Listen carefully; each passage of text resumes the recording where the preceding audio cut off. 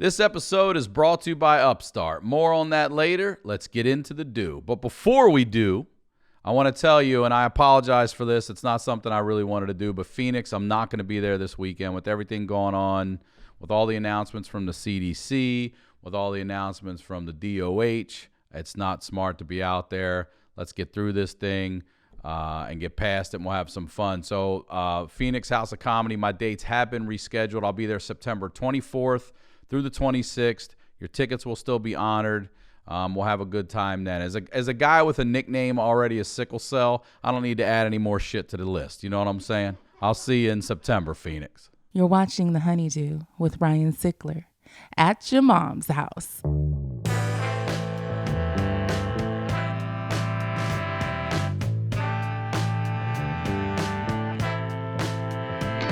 Welcome back to the HoneyDew, y'all. We're over here at Studio Jeans doing it at your mom's house. I'm Ryan Sickler. You can follow me on all social media at Ryan Sickler. My website's ryansickler.com. Go sign up for the email list there, the newsletter. Phoenix House of Comedy. I'll be there this weekend, the 19th through the 21st. I'll be at the La Jolla Comedy Store March 26th.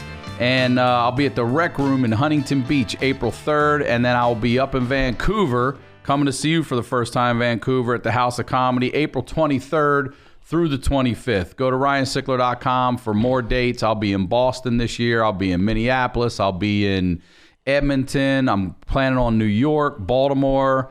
I got some places I want to go this year. So get over there. You'll see all the updates there. The website for the show here is thehoneydewpodcast.com. That's where you can go follow on social media there. Everything's there you need. The merch, the social links, all that stuff. And if you are new to the show, what we do here is we highlight the lowlights. I love to say that this is the stories, these are the stories behind the storytellers. And this week's storyteller is no stranger to the HoneyDew. We'll be picking up where we left off. Ladies and gentlemen, welcome back, the one and only Joey Diaz, everybody. Yeah. Joey Diaz is back. How are you, sir? I'm great. I'm always great when I'm sitting across from you. Me too. I feel good, too. You feel good? A little 7-Eleven coffee. Yeah, you came with it. That's the shit the terrorists drink.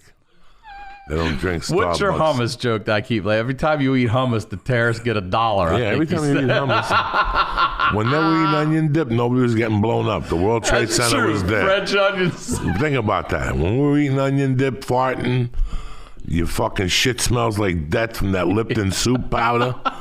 That's like bicarbonate. There's chemicals in there to make a bomb Lipton soup. And all of a sudden we start eating hummus and fucking buildings start going down. But what are you going to do? Now there's no more ISIS. Now it's the Chinese walking around. They bombed the Chinese and they sent them out across the world to fucking... You haven't heard from ISIS. It's the coronavirus. Yeah, it is the You think about that? Nice and quiet. All right, so where the fuck were we? This is where we were. When we ended last, we are chronicling your whole fucking life. This is what happened. We're going to be current. All right. We left off in May of 82. That's where we left off. I believe you were 18. Is that right? 18? Yeah. Something like that. May of 82 is what you said. It was supposedly my senior year of high school. What do you mean by supposedly? It was supposed to be my senior year of high school, but I quit in September to get a job in a warehouse. I just didn't see any point to So the beginning of your senior year, you quit? I quit. And then my friend's dad, who was the superintendent of schools, kind of talked me back into it. They moved some shit around for me to get slipped back in there in November. So I got put on unemployment. Okay. So I collected unemployment, went back to high school. So because you started working in September, they put you on unemployment? They always do. In the winter dies. Okay. The job dies, so they would always lay somebody off. So I got put on unemployment, and that January I connected. So you're actually being paid while you're going to school? While I was going to school. Plus I was robbing, whatever the fuck, everything else. Yeah. We've heard. So now I hook up with this crew. 1982 was probably my best year because it's summer of 82 is the summer to beat. Like no summer has ever beat summer of 82. And it started around that time, like January of 82, it was 4 of us. And then we always had like a special guest star who hung out with us. Like, you had to be a special guest star, like to hang out with us. Special guest star, You know, like show up with a half a gram, or you had qualudes, or you knew somebody who fucking had heroin. That's the only way you could be a guest star. So It was just weird. I was on my own. I lived with a family called the Runnies, who had four boys and a couple girls. And The Runnies. The Runnies, and we lived downstairs. Me and Mike, we lived in a basement apartment downstairs. That's Mike, their son. Mike, their son. Okay. I'm tight with Steve. I'm tight with all four boys, but I'm really tight with Mike. He's my age. So I was, by like May, they told me that no matter how many classes I took, I was still going to be short a couple credits to graduate. So I was like, you know what? Why am I doing this? I don't want to graduate on stage. I got no parents. It's not like my parents are going to come to watch me on stage. I go, fuck this shit. And I just quit high school altogether. And I was delivering refrigerators and washers and dryers. Did you ever get a GED? Yeah, I got a GED years later before I went to prison because it makes you look better in front of the judge. Oh, it does? Yeah, we'll get to that All story right. later. Yeah, let's build. So I didn't even think of a GED. Like, I was like, fuck it, you know? And at that time, you know, in the 70s when you quit high school, you were done. Like, you were done. I guess back then, yeah. You might as well put a tattoo on your wrist and end your life. That's what it meant, that you were going to be a fucking loser. So that whole period fucked with me. It wasn't bad enough my mom had died and I was living with a friend's house, and now I'm officially a fucking loser. Once you quit high school in the 70s, you might as well put a BTL tattoo on your forehead because you're born to lose. You're going to be a blue-collar guy, you know, you're going to fight for the rest of your life. You have no education. And in the 70s, they looked more at that. Now, they don't give a fuck. You know, now these kids are coming out with a bunch of debt. But in the 70s, you had to go to college. Yeah. It was well documented. You had to go to college and get a degree, and then you get a job. So I was like broken inside. So my answer to that was I just acted like a senior. I didn't go to school, but I still hung out with them. I still went to the events. I didn't go to the senior prom, but I went to the night when they make you like the most likely to succeed and shit like that. Like the honors and shit. And it was around that time, I'll never forget, like waiting for my friend who won Adonis. Like he won Best Body. So we had to wait for him to get the award, and we were parked outside. And he got in the car, we went right to 135th Street. We copped a fucking 8-ball. And my buddy Sabatino's father owned a liquor store.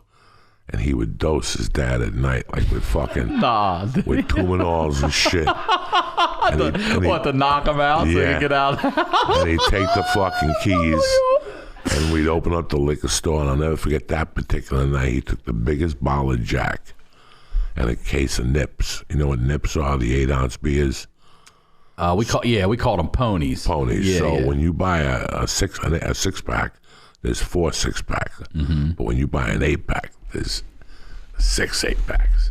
So we fucking got a 6-pack.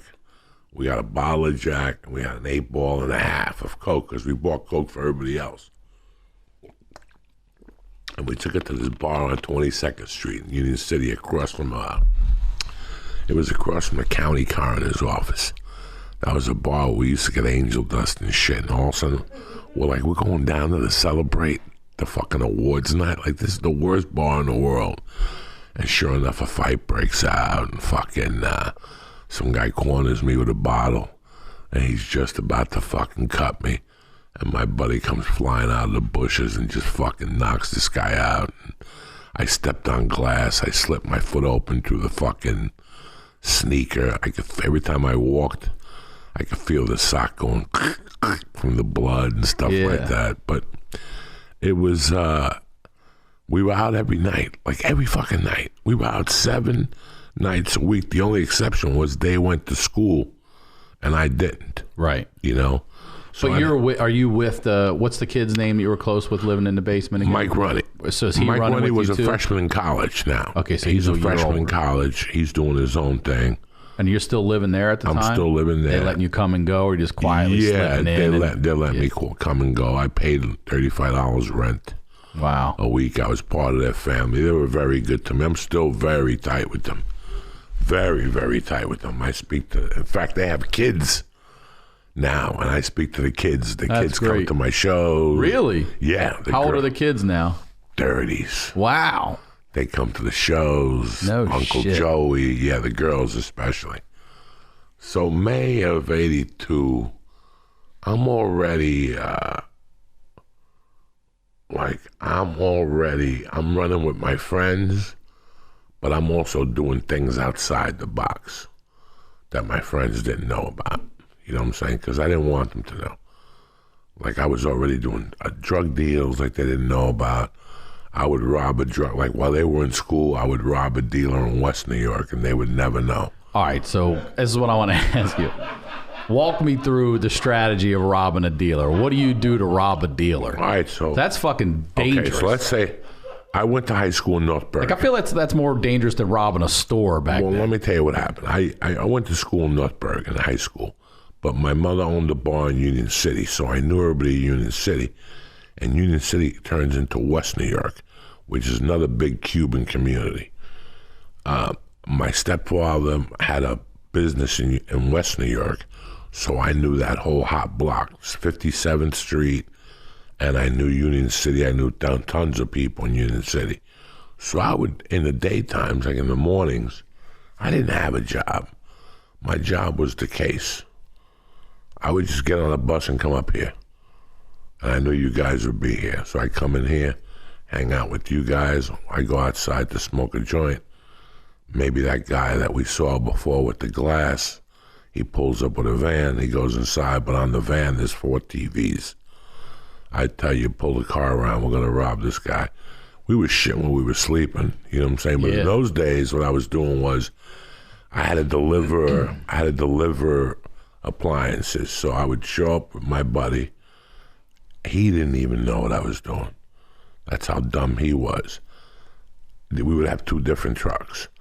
And I would show my buddy to like Sickler Electronics. And they would say, okay, you're picking up 4 TVs and 2 stoves and 2 refrigerators. I'd fucking load up whatever I had to load up. He'd load up whatever he had to. And if there was something lurking, I'd load it up like I didn't know what it was. Like one time I just loaded up 30 air conditioners. 30 air conditioners. I don't know what that's a hell of a At lot. 200 a pop in May. What, are you kidding me? Right. 200 a pop, $400 air conditioners, 200 a pop all day long. It was like I had the summer of good luck. Like everything was in my corner. But there's a bunch of stories here we could tell in between that. Like there was a girl I was in love with. It took me 4 years to get in her pants, and finally I got in her pants that fucking June. She asked me. As a matter of fact, like for 4 years, I was like, I just had her on a rope. I knew I was going to drop some dick on her eventually. I just didn't know when. And one day she called me and she's like, when are we doing this?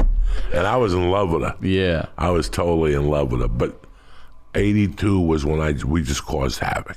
Like older kids were calling me going, where are you guys going tonight? Because you guys like the talk of the town. Monday nights was Monday Night Football. Tuesday night was Shillelagh's in Jersey City. 8 to 10, 60 cents Alabama Slammers, 20 cents for a mug of Heineken. 20 cents? Are you fucking kidding me? Yeah. And from 8 to 10, it would be armpit to armpit. And then 10:01, the place would just empty out. Like back the drinks went up to $2. Fuck Yeah, fuck that. You'd order an Alabama Slammer and a fucking whatever, and I'm snorting coke. And since a lot of people didn't have the balls to go into the city and get coke those days, I would get coke for you. So if you told me you need an 8-ball, I would put $50 on it, take a half gram out, throw a half gram of cut in, and fucking that was your deal. You still get great coke. It was a lot better than what you were But getting were you in your getting neighborhood. it pure, though? I was getting some great coke Yeah. with some Colombians on 135th Street who had a combination disco rooster fight in place. So in the daytime, you'd go there and there'd be roosters killing themselves. And then at night, it was like a disco, like for illegal aliens and shit. They'd be down there fucking singing to Blondie, you know what I'm saying? Call me. So fucking, they would hide the coke. I'll never forget the guy if I would go there like at 2 in the morning, the guy would hide the coke and the door jams. And while he was spinning the songs, he would have the scale right there. He would just be weighing coke all night. Boom, you're gone. And you would walk through the DJ booth that was on 135th Street in Amsterdam. And I remember on the corner there was a bodega that sold the best fucking fried chicken. Remember when Mike Tyson got into the fight at 4:30 in the morning in Harlem? He got into a fight with some guy on like 148th Street or something. Was that the Mitch Blood Green? Green, when yeah. he hit him with, he kept saying, "Oh, he got me with his ring," and that's why I was I remember that fight. Mitch Blood Green. That whole neighborhood kicks at 2, 3 in the morning. Is that where they were? They were in that neighborhood. That neighborhood. Okay. It's all black. Barbecues open, but I'll never forget that on the corner of that bodega is there was like a fucking wild dog just chained up to a thing. And I'll never forget that one night we went over there. Our plan was, it was two of us, me and Rago. My friend Stinky worked at UPS from 11 to 2. Shout out to UPS, Baltimore Hub, Primary 1, Joe Avenue. We had his car, and our plan was to go into the city with his car, pick up the 8 ball, and then pick him up at 2, and then we'd go down to Jersey Shore and snort for the weekend. Let me ask you real quick. What do you, I know you take a little bit out, but what are you cutting with back then? Inositol. What's that? Inositol is a drug that used to be used with cloline. When we were kids, Joe Weider, there wasn't no GNC. I remember Joe Weider, yeah, the Joe muscle Weider, guy. the muscle guy. So one of the things he made was cloline inositol pills, and they said they helped you burn fat. Is that like that hydroxy cut and all that these days? But the thing is that inositol came in a powder. In 1978, you could buy an ounce of inositol for $3. By 1985, an ounce of inositol was like $200. Really? Yeah, because everybody found out that you could cut cocaine with it. It was the best cut there was. So it's a legal speed you're putting in the cocaine? No. It's just a legal stimulant, whatever. Look it up, inositol. Yeah. They have it at GNCs and health food stores. Sometimes it comes by itself. Sometimes it comes mixed. And you grind it right into the blow, and nobody will even know it. I didn't like putting baby laxative. Yeah, that's what I was going to say. I heard a lot like none of that shit. I want fucking... And even the days I see guys now still do coke, and it's cut with speed, and just their jaws going all over the place. It's cut with speed at the plant. Is it? While the plant? While they're fucking processing it, they're throwing shit in there. Yeah. It's not that some guys at home cranking it, because then you know it is on the Netflix docs I watch. These motherfuckers. Yeah, so they throw that extra shit in while they're making it to give it that extra potency, you know. But it was just a weird time. Like we were living with no supervision. There was like 4 of us. We left the house at 8. We walked in at 4. And we called each other at 10 to go eat lunch. Like every day we go eat lunch. 8 at night, 4 in the morning, sleep, and then go to sleep. Were these kids also parentless and everything else? No. You're the only parents, one like that. They had decent worlds. They were just wild men. Right. And they were on the same boat as I was. We were just going to hustle and make a living. And it was so weird. We'd meet at 10. We'd go get lunch at like Hashway's Deli, get like a fucking gulp there and yell and scream till 1:30. And then we hang out for another hour. Sometimes we go into the city and cop drugs early to get it out of the way. So we have to go back at night. Who's going to hold the 8 ball? Nobody's trustworthy. You know what I'm saying? Yeah. So we would do that, and then we'd go home, take a nap. I'd lift, and they'd pick me up at fucking 7 o'clock, and we'd just go. Wednesdays was ladies' night somewhere. Thursdays was ladies' night somewhere. And Friday nights we were out 7 fucking nights a week with these guys. And like, how much money would you say you're making at the time? Are you doing very well, or? I was making $800 a week, paying $35 a month rent. When you're making fucking $3,200 a month, you know, you're dropping money. It was 4 of us, you know. Some of the kids' parents had money, you know, shit like that. But we were 1 for all and all for one. If you didn't have it, don't worry about it. We got it. If you got it, one guy's father owned the restaurant. He would work a couple days. The one guy worked for UPS. The one guy was hilarious. The one guy was like, you know, his motto was fucking, my father buys cars, I crash them. He would tell his dad at dinner, you buy them, I crash them. Don't worry about nothing. His dad was a bookmaker, and he would hide his money in Breyer's ice cream. What do you mean? In the ice cream? Yeah, he would ziplock it and stuff it down in there? he would hire it in Breyer's ice cream. And keep it in the freezer? And keep it in the freezer. Good, yeah. So whenever he would come over, he'd go get my dad in the living room talking, I gotta rob him. Had to go into the fucking freezer and dig a knife. Yeah. So he'd get in the car, he's like, whammo. I got my dad for 60, my mother for 60. What's that, 280? And I go, no, 120. He didn't know how to tell that. Yeah. He couldn't read Roman numerals on a clock. So if you had a bar and there were Roman numerals all night long, he'd keep asking you, what time is it? What time is it? I don't know those Roman numerals. This guy that I hung out with dear friends still today, his brother was my driver when we robbed the jewelry store heist. That's coming up later on. That gets it maybe in the fall. Yeah, because his brother was the real deal. There was an older one and a younger one. His brother never did a drug. Just drank. And then just one day he started snorting coke.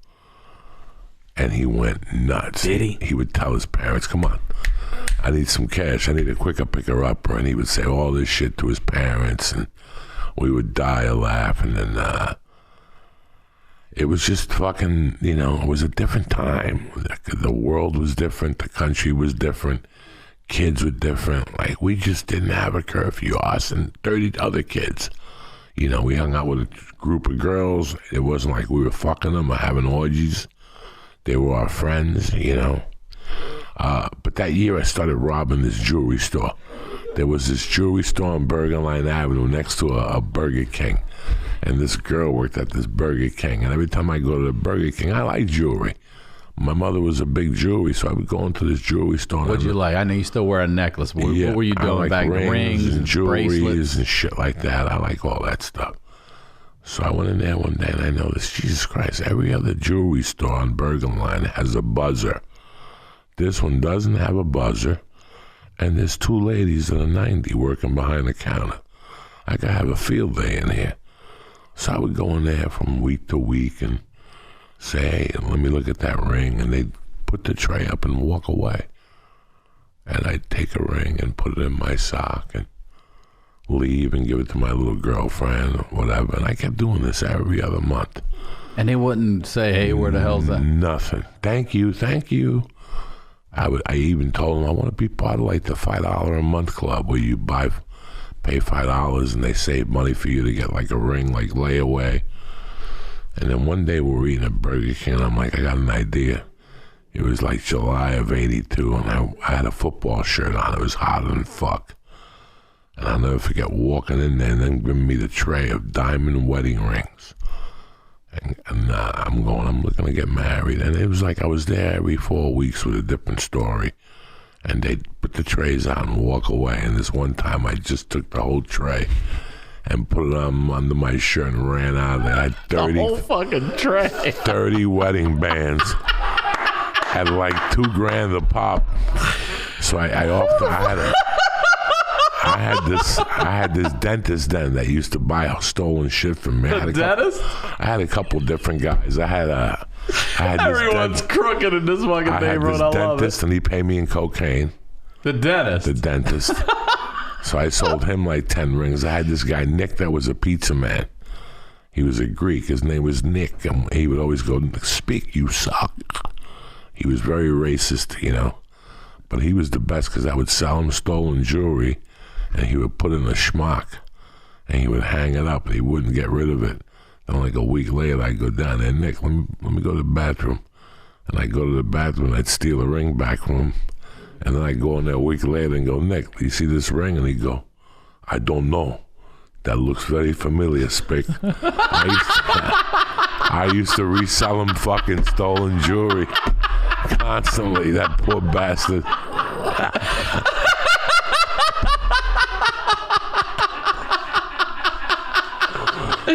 pulling Nick. Reselling stolen jewelry to the guy you took it from. I would sell it to him. I remember one time I sold him like a bracelet 3 times. I couldn't even believe it myself. I'm like, this guy can't be this stupid. He was a degenerate. He was a degenerate horse gambler. Good guy. I love Nick. Very racist. He would not last today. No, you would not last today. There was an Italian kid that would go in there and buy a slice of pizza, but he would cross the street because the iced tea was a dime cheaper. And so he would get the pizza and then he'd go over there to get the tea? And Nick would be talking to us and he goes, where's Vaniti? And we'd tell him he went across the street to get a fucking thing at Hashways. He'd run out in the street and Vaneri would be crossing the street and he'd start yelling, Vaneri, you fucking Jew. He's Italian. Right, yeah. You fucking Jew, you fucking suck. Fuck you, fucking Jew. And then one time there was a no hands, you couldn't hit Nick. There was a no fucking policy. I went in there one night with my sophomore year. I walked in there on a quaalude with puke all over my shirt. I had been fucked up. And he's like, what's the matter? He started calling me Belushi. You fucking Belushi. Look at you, you suck, Belushi. So he had a name for everybody. He called me Belushi. My buddy had a beard. He called him the Ayatollah Khomeini. Yeah. Oh my God. Everybody had a fucking beard. Yeah, right. And it's so weird. Tonight I'm getting pizza from this new place in Sherman Oaks. It's fucking tremendous. The pizza something of Brooklyn. Is that the place Simone took me to? Yes. I've been there, yeah. The fucking Sicilian pie is out of this world. It is. He used to have a Sicilian pie, but he put it by the window, and there'd be a fan, and the flies would come in, and they'd land on the Sicilian pie. So we used to call at the airport. Like, whenever we went in there, we'd like, Nick, give me a slice of that fly fucking pizza. And he'd be like, fuck you. Because all the flies would land on it, take a shit, and then take off. Yeah. So it was like you were eating fucking fly shit.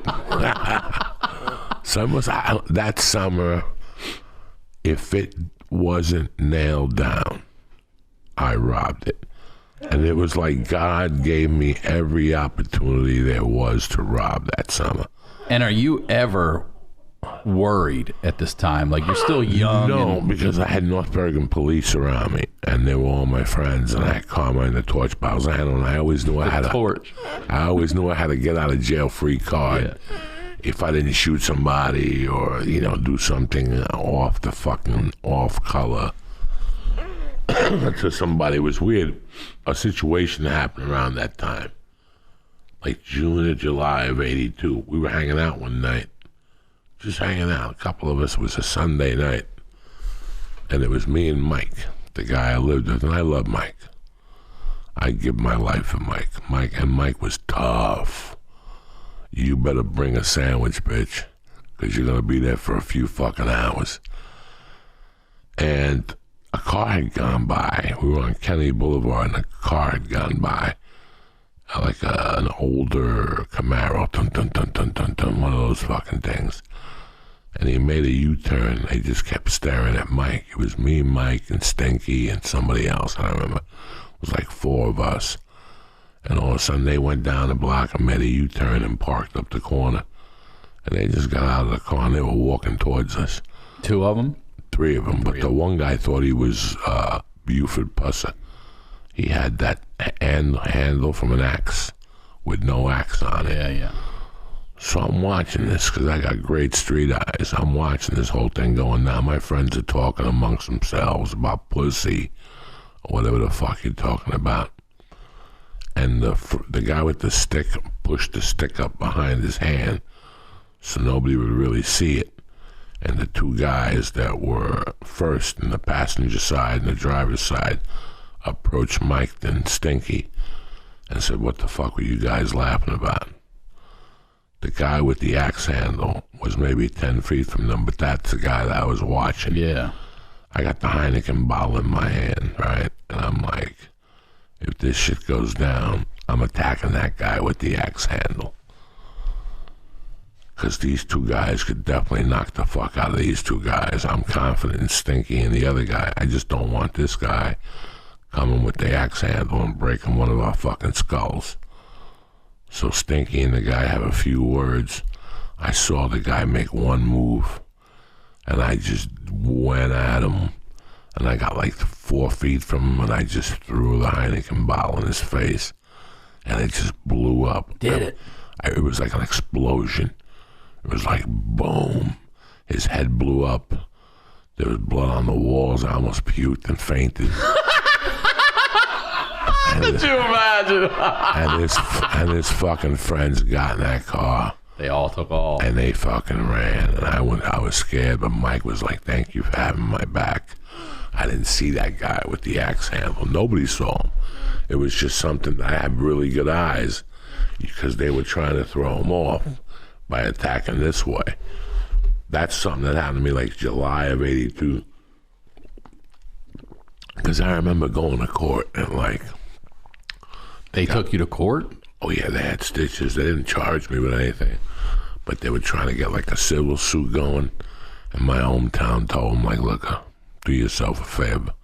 Don't come back. You're not getting a dime. But I still remember specifically going to court that morning with my stepdad. Like I had to call them and go, you have to go to court. They want a fucking parent or something. And a guy in front of me, his name was George Rupp. He had been to Vietnam. He was crazy. And he was up in front of me. I'm like, please don't piss this judge off. And this guy goes up first, and the judge is like, George, what the fuck? Assault in the 3rd degree. He's like, Your Honor, we could take care of this. We don't need all this handcuffs and bail.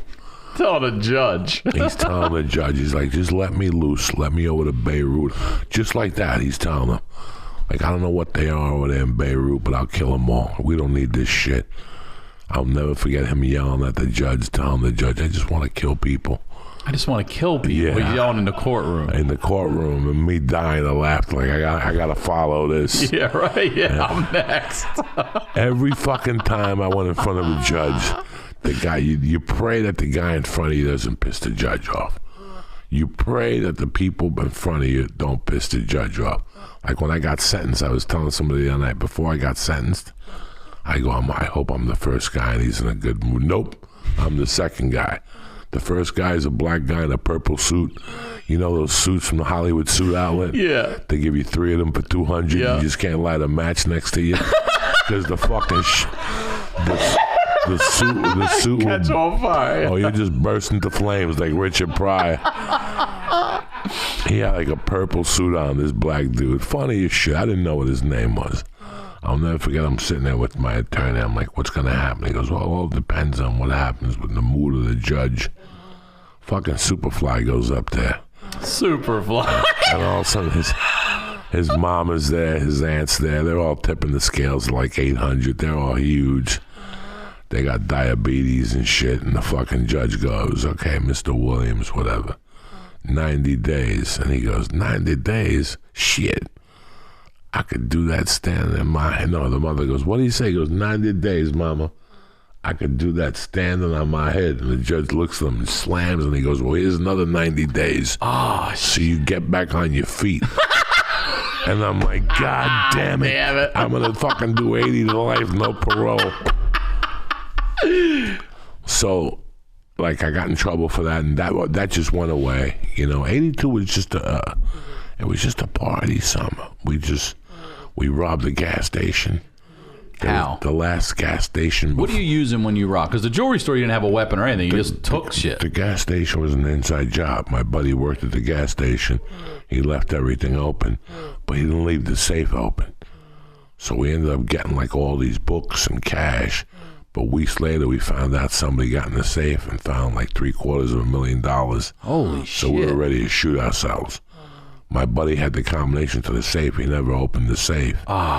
We stole everything else. We were just doing, I'm disappointed. There was, me too. We were doing something like, it was one of these things where something was coming to you every day. All right, so that's what I wanted to say. When you're robbing, you're not using weapons or anything. It's all some connection to something. Tom Segura, we sit here all day. We're thinking of robbing Rogan, and all of a sudden Josh Potter walks in and goes, I got a different scam. Let's go. We got a guy that picks up 3 kilos every Friday at 11. We're going to intercept the kilos, hit the guy in the head, and run on. You know, like you lived like that. You always kept robbing the Comedy Store on the background. Right. Like, if worse comes to worse, you could always rob the Comedy Store. But every day we come up with a move. There's some days that some guy would come up to you and go, hey, man, I need for you to unload a truck of air conditioners. I'll give you $1,000, you know, and you're unloading and the cops are driving by. You're going to get in trouble. Every day there was something, you know. It wasn't, you know, when you set up drug dealers. Okay, so I would have you as a friend, Tom as a friend, Bert as a friend, and we'd all be friends, you know what I'm saying? But I wasn't really friends with you. I was just a customer that was giving you rope. In those days, it was well known. I would give you rope, but if you fucked me, I was just going to rob you. There was no beating. There was no threat. When you least expected it, when your guard was down, I know that every Friday at 11, Ryan Sickler picks up 8 ounces of coke. I go to a bar at 6 o'clock. Ryan Sickler's drunk. I'm going right to your house. I'm kicking the door down. You know, kicking the fucking door down and taking it. You're going to accuse me? You can't, because I'm going to be at your house the first day the next morning, telling you 100 reasons why it wasn't me and how we're going to get the bandit who robbed you. The bandit.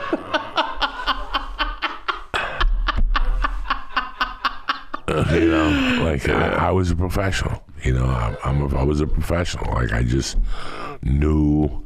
So that whole summer carried me into whatever. Something weird happens in August of '82. A buddy of mine, the Bonehead family, the DiLorenzo family, great family. Grew up with them. 2 older brothers. The oldest one's a heroin addict. That's a plumber. Fucking great guy, one of my brothers in life. The middle one's a fish guy, owns a fish company. At the time, he was a mechanic, auto body mechanic. But the younger one I grew up with, we were very tight growing up. I loved him dearly. His mother loved me. His father, I grew up in his house. And he was pretty much a financial genius. He had this scam going on where he would open up a bank account and put $2,000 in your bank account. And then he would take a $2,000 loan from the same bank. And then he would close the bank account at 2:45 and run across town to the same bank. Like, let's say there's 2 Bank of Americas. He would close the bank and then run down to the other Bank of America, and the computer wouldn't move fast enough. He'd empty the other 2,000. Oh, so he'd go withdraw there. He was smart and fuck. I see. Okay. I guess back then, huh? He took student loans at 1% and bought homes. And really? Flipped homes. Like, this guy was just a genius. He had the whole thing down. So he pulled me aside one day. He goes, you want to go to school? He goes, what if I told you I'd get you a couple grand a week to go to college? And I go, sure. And he talked to some people at Glassboro State. Next thing you know, I'm taking 4 classes, GED, no paperwork. And he's like, go over there and pick up $2 grand. Just give me like 300. And I'd pick up these little Pell Grants. So I went to Glassboro. That lasted for like 3 weeks. Like, I went down there. He got me a job loading roofs with tar paper. Mm-hmm. So I would have to carry fucking tar paper up a roof and shit. And I really gave it a chance. Like, I was like, I'm going to go to school. I'm getting paid. So this is when you got the GED? I didn't get my GED you did. yet. It only lasted Nobody knew nothing. Yeah. He told they got a degree. Yeah. They he just told them. Yeah, don't worry about nothing. But yes. Put yes on the paper. So you're taking college courses without even a high school finished education? No. Psych 101, fucking, you know. Yeah, I know those classes. And I'm just going to pick up a check. They give me like a check every 2 weeks because I'm part of some Spanish thing. I never really thought about what he was doing. And after 3 or 4 weeks, it was Philadelphia. What a great town. We were going to fucking Sixer games. That was the year they won the championship.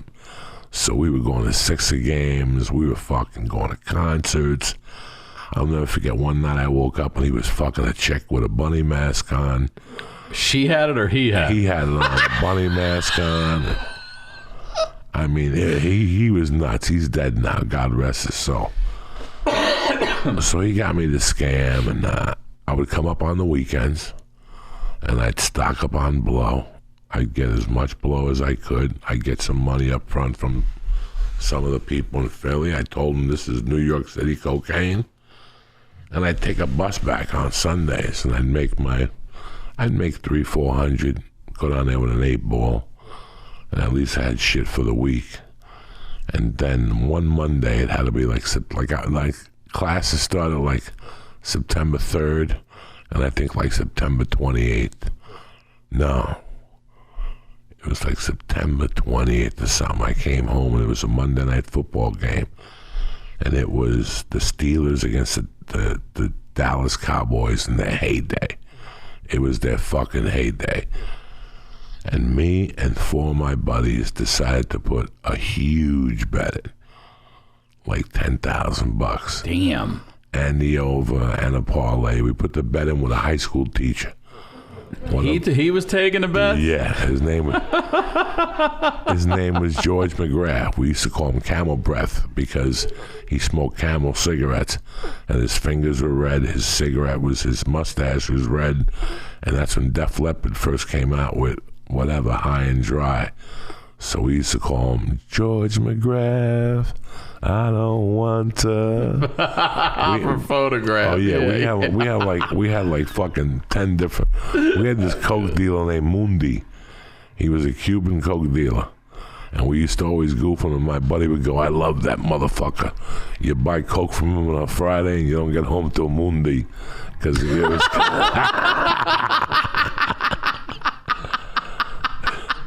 His coke was that fucking strong. So it's like September something if you look it up. It was a Monday night game. We had the opposite side. I put the bet in with Mr. McGrath, Camel Breath. And I'm an honorable guy. You know, I couldn't run out on Mr. McGrath after everything he had done for us. We didn't know that Mr. McGrath was a coke dealer till the last day of school.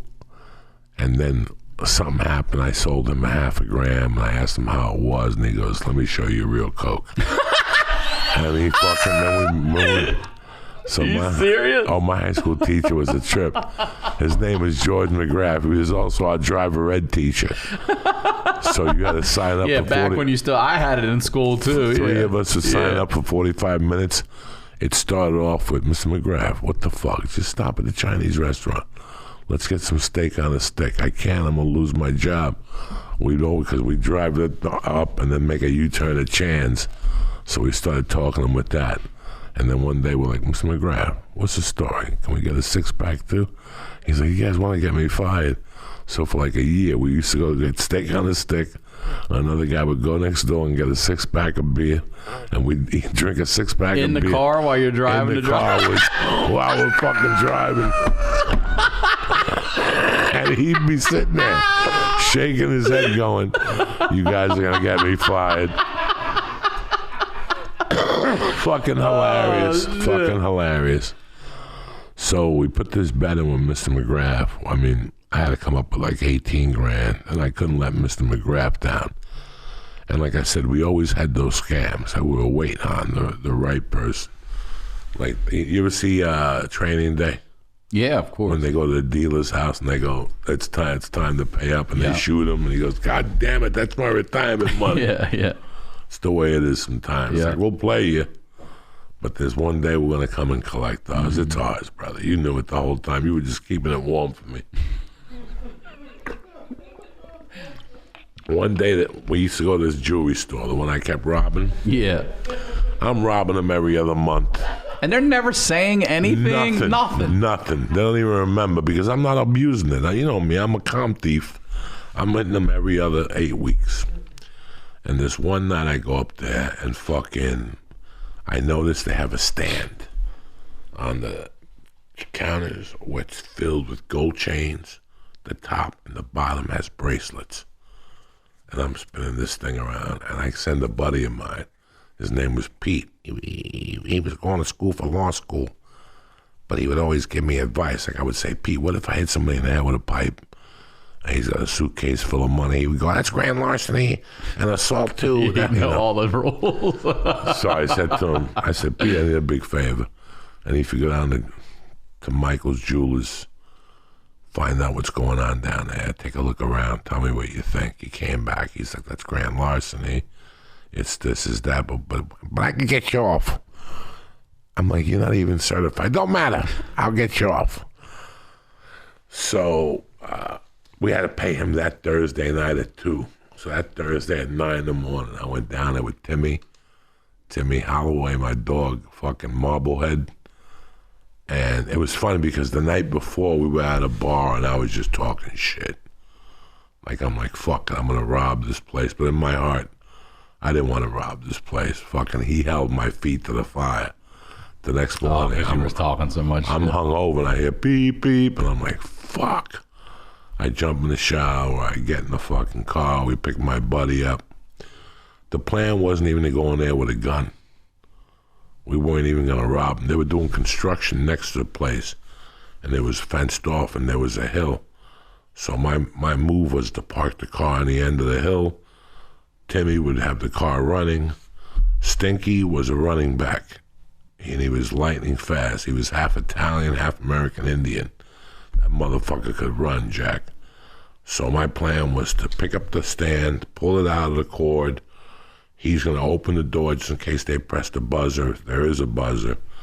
And then he's going to jump the fence. I'm going to throw the jewelry to him. I'm going to run around the long way. He's going to run around. Then he's going to throw it over to me to the fence. When we get to the top, I'm going to put it in the trunk of the car. He jumps the fence. We both take off. We rehearsed it 50 times. How? We went there at night at 2 in the morning. Did it? Yeah, 2 in the morning. We just rehearsed the timing of it, 2 minutes, the whole fucking thing. Response time for West New York Police Department. We did the whole thing down. We get there, we wake up that morning, all goes as planned. I run out, throw the jewelry to him, get to the other side, I get to the top, the case, it dropped and it broke. I go, Stink, what happened to the case? He's like, it broke. This is all I got. I go, jump the fence and get in the fucking car. By this time, the alarms are going off. People looking out their windows. I'll never forget jumping over the fence. And I got every piece of fucking jewelry. I didn't give a fuck. Every piece. I came back, jumped over the fence. One of the chains got caught. I got in the back seat. There was so much jewelry that you couldn't see my legs from my calves down to my feet. It was just packed back there. Because we couldn't get the trunk open. He's pushing the trunk. He can't get the fucking trunk open. Boom, we get in the car, get the fuck out of here. People are looking at the car. We hook a right on 68th Street, and we're driving down 68th Street. And we see 2 cop cars coming our way. I'll never forget this. We stop for the light. And there's a guy at the light. It's just a 2-lane road, so they really couldn't go around the guy because the light was just about to turn green, so they had to wait. As the light turned green, the trunk popped open by itself. We're like, ain't this a bitch? It just popped open. But no, we fucking went home and got away with it. Went right past them? Went right past them. And then what do you do with all that? Just sell it off or what? What we did was we were going to chunk it out to different people. I made a mistake. I took it to this mafia guy. And he tried to fucking tell me I was his Goomba and I'll give you $10,000 for the whole mess. I'm like, there's 60 large there. What do you mean 10,000? There's 100 retail and 60 large. I go, you gotta give me 60. He's like, come on, be a friend. You're a friend. Fuck you. So we went to Kurt's house. My good-looking buddy, that was the student financial aid guy. That motherfucker was built, and his mother had a bunch of girlfriends. So he got a black towel. He put on his kitchen table. We put jewelry out. We had jewelry shows, like shows, like Tupperware shows. Yeah. So they started the prices on the tag, full retail. Right. So if it said 1,100, give me 6. You know. So we would sell them like that, door to door. We were just selling pieces, people's mothers, kids in school, and then I went to my buddy's bar one night. His name was Ray Dalton. He was a school vice principal.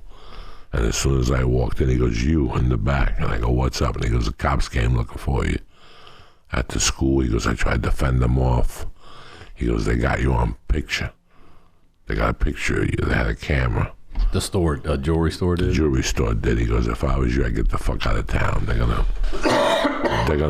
put the pieces together on you." So I called a friend of mine in Sarasota. You ever go to Sarasota, Florida? No, That's where boredom was invented. That's where spring training and shit. Yeah, there was down one there. fucking movie theater that was playing The Road Warrior. So he went to The Road Warrior every day and smoked pot. I went down there for about 30 days, hit out, gave myself a chance, didn't do any blow, it was kind of nice. And then I got a call from a friend of mine, the devil.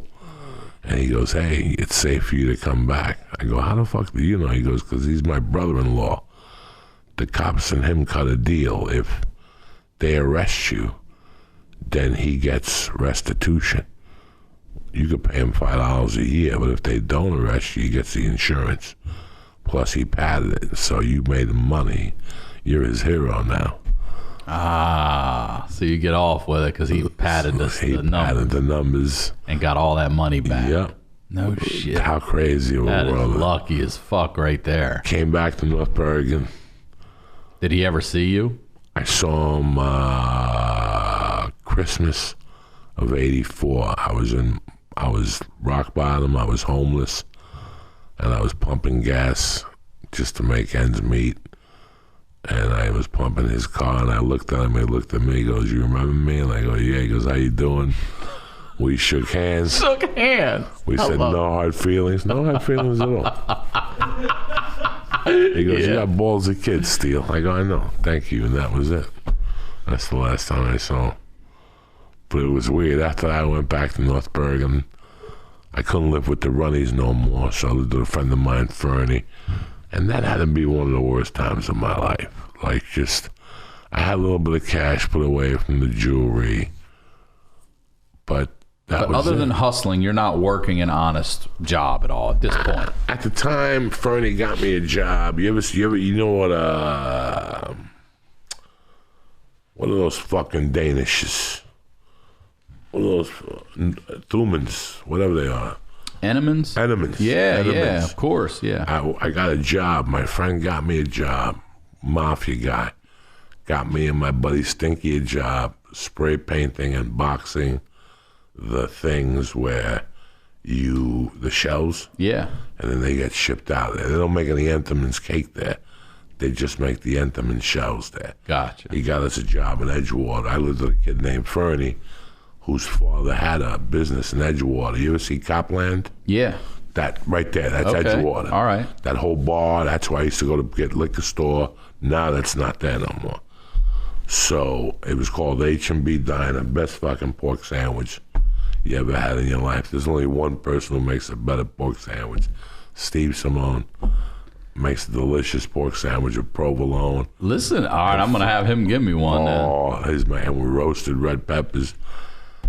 Anyway, I got a job in Edgewater. This was one of those mafia jobs where basically the superintendent, the boss, knew who our friend was. The guy that got us the job, his name was Tommy Kenny, and he was really a Westie. He was an Irish gangster, and he got us the job to case the joint because he would case these roofing jobs, but he would get me a job through the union.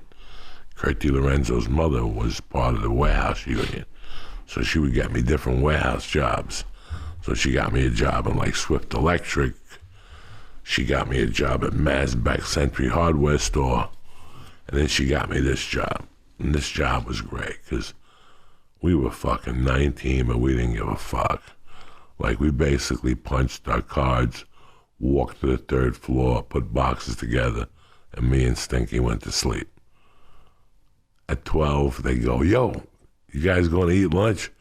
And we come downstairs. One of the black guys would give us a couple dollars to buy him a bottle of blackberry brandy. We go get a roast pork sandwich, come back, and do the same. If we got bored, we would set the boxes up like a defensive line and an offensive line, and he would play linebacker, and I'd play running back, and he'd have to tackle me. Through the boxes. But the best thing that happened there was that black dude became our friend. He was our only friend. Everybody else hated us because we didn't have to do nothing. We had a no-show job, basically. And one day we're on top, like, you know those attics, and we're throwing down container boxes. They're like 6 feet tall. These are heavy boxes, but they're not put together. They're still flat. Flat, yeah. So I got to cut 2 wires and take them down, and I would just hand them to him. You know, I'll never forget this. This guy would spend his mornings just drinking blackberry brandy. Just fucking, from the minute we got there at 8, he'd polish off a pint, and then we'd go back at lunch and get him another pint.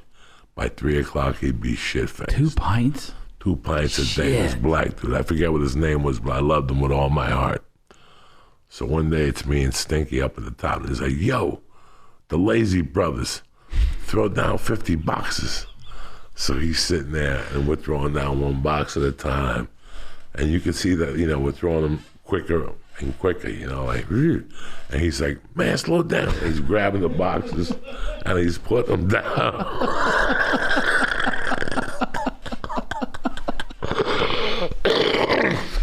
He's drunk as a skunk. And I fucking take the box, and I'm like, and all of a sudden I saw like a wind took it. Like the wind got behind it.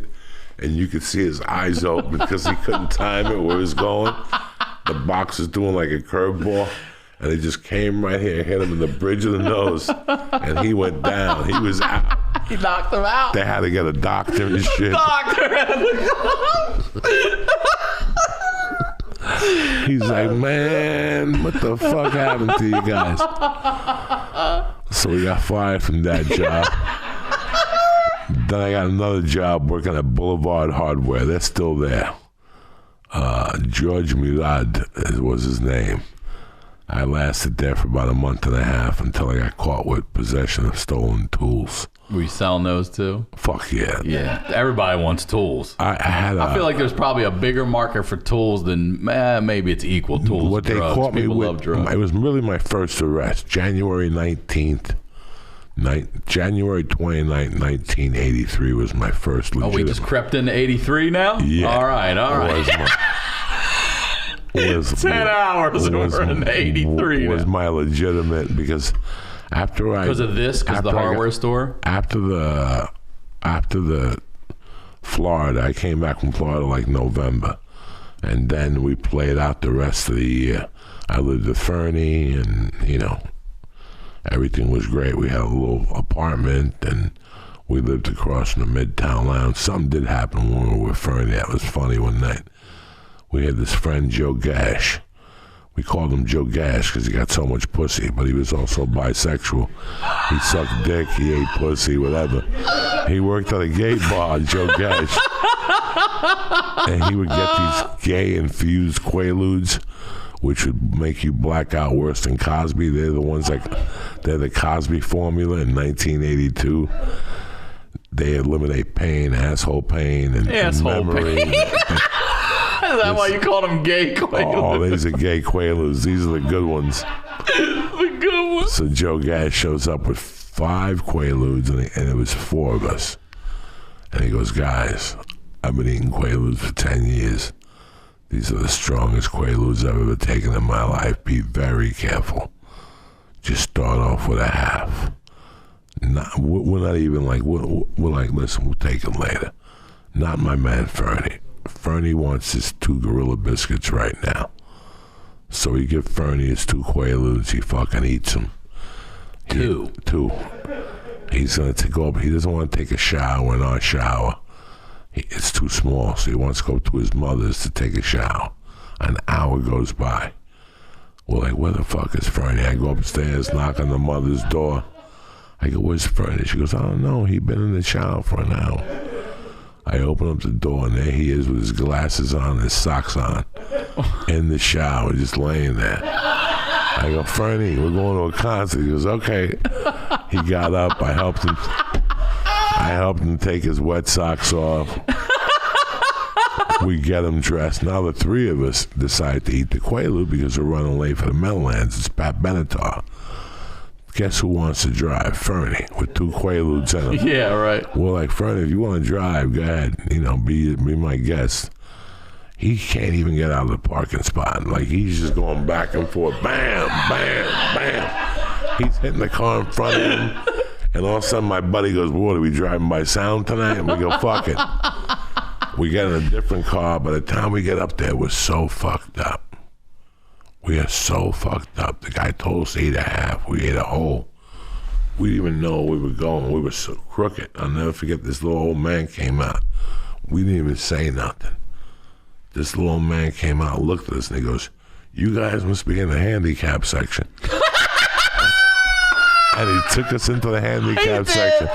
We're sitting next to 3 quids, squeezing balls. And there we are, fucking making believe we're all bent over and shit. That's a fucking very embarrassing story. The guy's like, are you on the handicap section? We're like, we guess so. Yeah, you couldn't even say no. Let's take a quick break and tell you about our sponsor, Upstart. As most of us have found out the hard way, getting into debt is easy and getting out is ridiculously hard, especially if your credit score isn't great. Thankfully, now there's Upstart.com, the revolutionary lending platform that knows you're more than just your credit score and offers smarter interest rates to help you pay off high-interest credit card debt. If you're out there right now just rolling over balances and paying off stuff, college, whatever it is, I know people my age are still paying off college. Man, listen, get the loan, pay it all off. It's easy. Upstart goes beyond the traditional credit score when assessing your credit worthiness. They actually reward you based on your education and your job history in the form of a smarter rate. Upstart believes you're more than just your credit score. They believe in you. They make it fast, simple, and easy to check your rate. And since it's just a soft pull, it won't affect your credit score. The hard pull happens if you accept your rate. The best part, once the loan is approved and accepted, most people get their funds the very next business day. That's the next day, y'all. Over 400,000 people have used Upstart to pay off credit cards or meet their financial goals. Free yourself from the burden of high-interest credit card debt by consolidating everything into one monthly payment with Upstart. See why Upstart is ranked #1 in their category with over 300 businesses on Trustpilot, and hurry to upstart.com/honeydew to find out how low your Upstart rate is. Checking your rate only takes a few minutes. That's upstart.com/honeydew. Now let's get into the do. What a great time it was. Like, we were kids and we were fucking, like, we were feeling like there was no, what do you call that? There was no consequences. Like, we knew if we got in trouble in our neighborhood, the cops would come. Even if we'd stab you, they'd talk you out of pressing charges. Like, they're good guys. You know what I'm saying? It was just a bad situation. But, you know, and you gotta remember that this time I'm missing my mother. I don't have a mother. Yeah. But I am laughing my fucking ass off, you know? It was right about that time, 83, where when I got fired from Boulevard Hardware, where I got arrested, I went to Harlem to see some friends of mine, my mother that had a bookmaking bank. So they decided to hire me as a runner out of pity. It wasn't because they needed me, it was out of pity. I was that much of a pathetic fucking schlub and they were like, we'll give you like 100 a day, 140 a day, and, you know, bring us coffee. Go to point A to point B, pick up an envelope at point A. So I did that. I liked it. I was happy for the first time in a long time, but I was also very alone. You know, I was starting to miss my mother. These guys that I grew up with deserve Purple Hearts because they made me forget about my mother. All these, you know, I mean, we laughed our asses off 7 nights a week. You know, it was, I could go into story after story after story.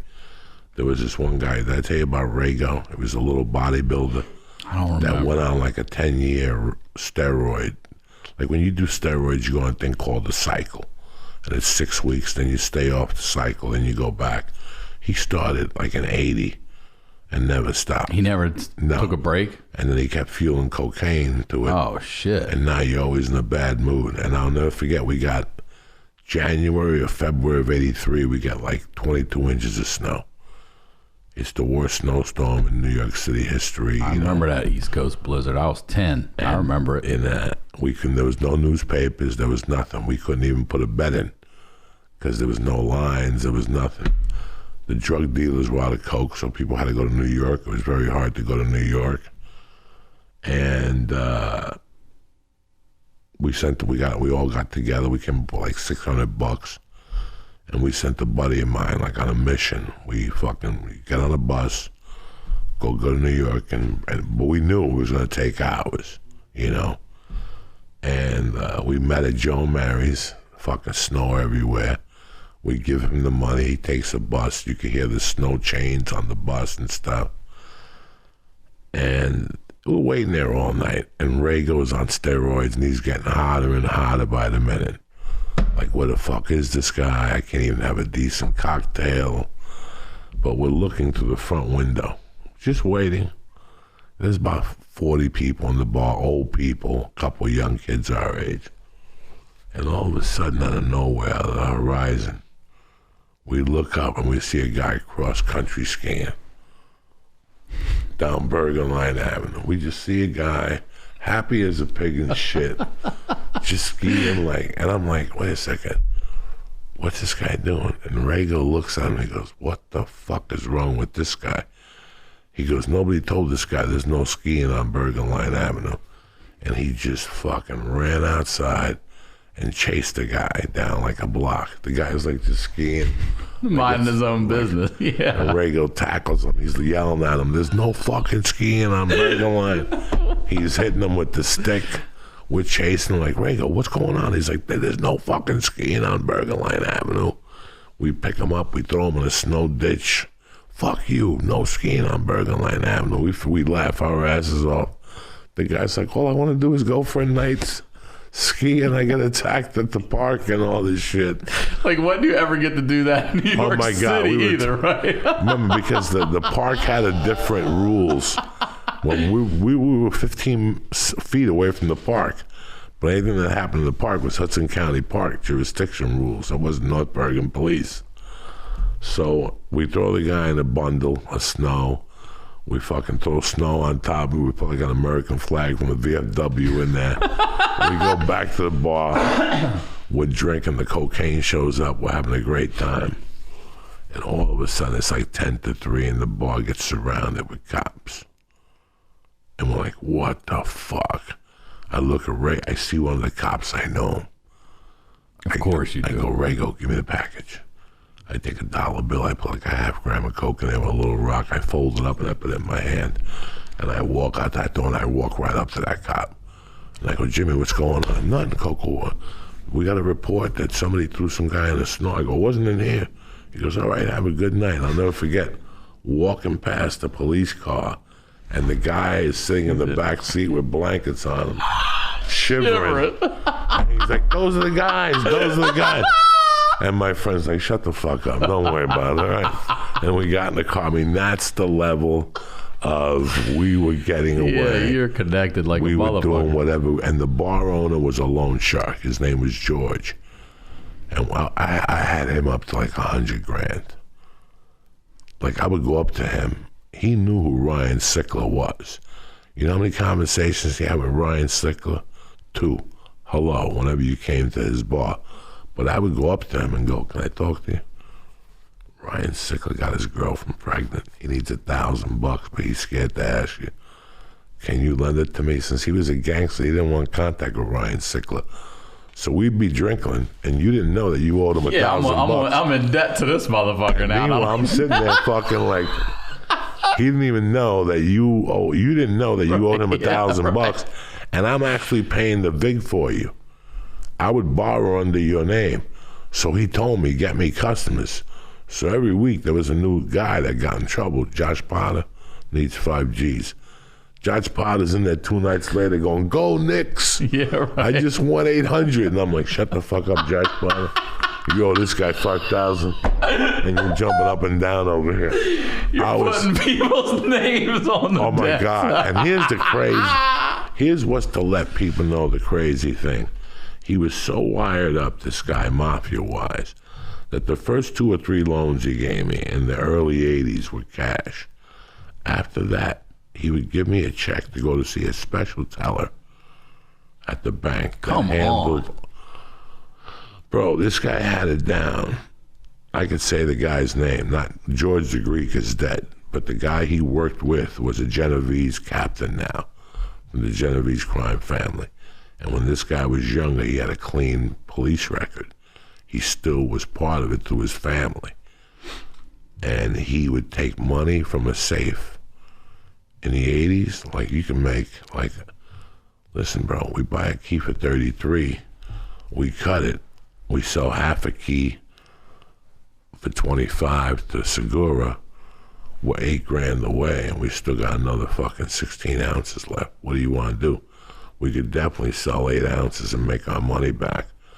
So we would borrow 33 for 40. You had to be there at 3 o'clock when the bank closed. He'd give you 33 grand cash. And on Monday morning, when that 9 o'clock came, you better have that 40 back from him. And he takes the 7. And he takes the 7 for himself as a vape. Yeah. He was doing that with 10 different people every week. A week? Because everybody was trying to be a coke dealer. Yeah. That's how good. He used to come to me and go, listen, any check you get, Tom Segura's mother gets disability, bring the check. You don't need ID or to sign it. I mean, this was the level of thievery that these guys had going on in the bank. Then he introduced me to a guy in New York that just sold credit cards and counterfeit money. And the credit cards was the scam of a lifetime, because Ryan Sickler gets a new card in the mail. He would print up 2 cards for Ryan Sickler, one for you and one for me. All I had to do was wait for you to call and get the code. And now they're both activated. And now they're both activated. It was such a different world. People, Yeah, it is. People don't know that I was an under-the-limit thief. What's that mean? Under-the-limit thief is only up to about 20 years ago. If you spent $50, that they call in a credit charge. So if I took you for a Chinese restaurant for the lunch special, they would have to look in a booklet to see if your number on the card was stolen. What are the chances? They got 80 people there eating lunch. So if I didn't spend, Oh, you mean the restaurant would have to look? I see. There wasn't electronic, whatever. Right. So it used to be a card with a piece of paper and a thing that you swipe. Yep. So every day I ate for free, as long as I didn't go to the same place. I mean, even back, some people still take a pen and Yeah. remember that shit? I could look at your face and tell you now, one time, I didn't pay for lunch for maybe 5 years. I would just go to different all off places. of stolen cards? All off the same card that it had been expired. It had been reported stolen 8 years ago. But they didn't know it because they would never run it. So that's when criminality So as long as you're hopping different places, then they can never, they still get the insurance on it. They don't know. But it was so weird how my everything opened up criminally for me, that I started meeting people that weren't my friends outside the box. Like I said, I would, when you set up a drug deal, I come to Ryan. Ryan's a fucking scumbag. I like him because he sells drugs. But the first couple of times I'll do a drug deal with him, we suck him in. Ryan, my friend, needs 3 ounces. I usually don't get my coke till Thursday. Boom, now I know Thursday you get your delivery. Now I start watching you on Thursdays. I rent a car and I watch you on Thursdays. I watch your every move. I see that you go to a post office. That means you're getting it from the post office. I would just learn what the fuck you're doing, your movements. And if you ever fucked me when the timing was right, I'd take you down. But I had so many drug dealers in rotation. Like, I would deal with 3 different drug dealers a week. One I was going to rob eventually. I would just put them on a list, and they were all going to go down. It was such an ugly fucking time for me. I mean, I really had nothing going on, and there was no prospects. My life was hustling, doing those. I'd get back from the city about 4 every day. So I had money. So it was. What kind of walk around money are you getting from this kind of shit? I mean, are you loaded at the time, or are you doing too many drugs also that you're not saving the way you should? You know, Save. Yeah, well, you should have saved. There was no saving. No saving. All I needed. Do you was, own a car at the time? No. So all public transportation or friends with cars or stealing cars? Yeah, no stealing cars. stealing. I didn't like stealing cars. And where are you living now? 69. Still with that dude? Yeah, Fernie. Okay. In a basement. Nice place, no problem. Parents lived upstairs. But my friends are in college. My friends are working. My friends are longshoremen. And I'm this fucking piece of shit that, works in the city. On paper, I was very cool. I came back with a newspaper under my arm, but I really had no future. I mean, there was no future. I had signed up for like plumbing classes at Teterboro College. It was a place that gave you like a scholarship. They had a lot more vocational schools at night. So I really wanted to be a brick mason, but the program, it took too long to sign up. And I just became a fucking, I was just doing what I could, to maintain my, just to keep the doors open. I would go over there every day and work as a bookie thing. But then I had an idea. I thought it was time for me to go. It was 1983. I was 20 years old. And I don't know, something wasn't right. I knew that there was living for me in this bookmaking job as long as they were open. They were friends of the family. But what was I going to do when I was 27 and they closed shop? And I tried to get a real job. And they're going to say to me, what have you been doing since you were 18? Oh, I've been working at a numbers operation. So even though I was a knucklehead at that time, and I was a fucking idiot, I knew that this had to end. I knew I had to get a real job eventually. And one night I bumped into this guy that I had grown up with. We knew each other. I was better friends with his brother, but me and his brother were at war. Me and his brother weren't talking anymore. I was decent friends with him. And I walked into Joe and Mary's, my favorite bar, and I saw him. And we started talking, and I asked him about his life, and he told me he got thrown out of Colorado, the academy in Colorado Springs, and his family was mad at him.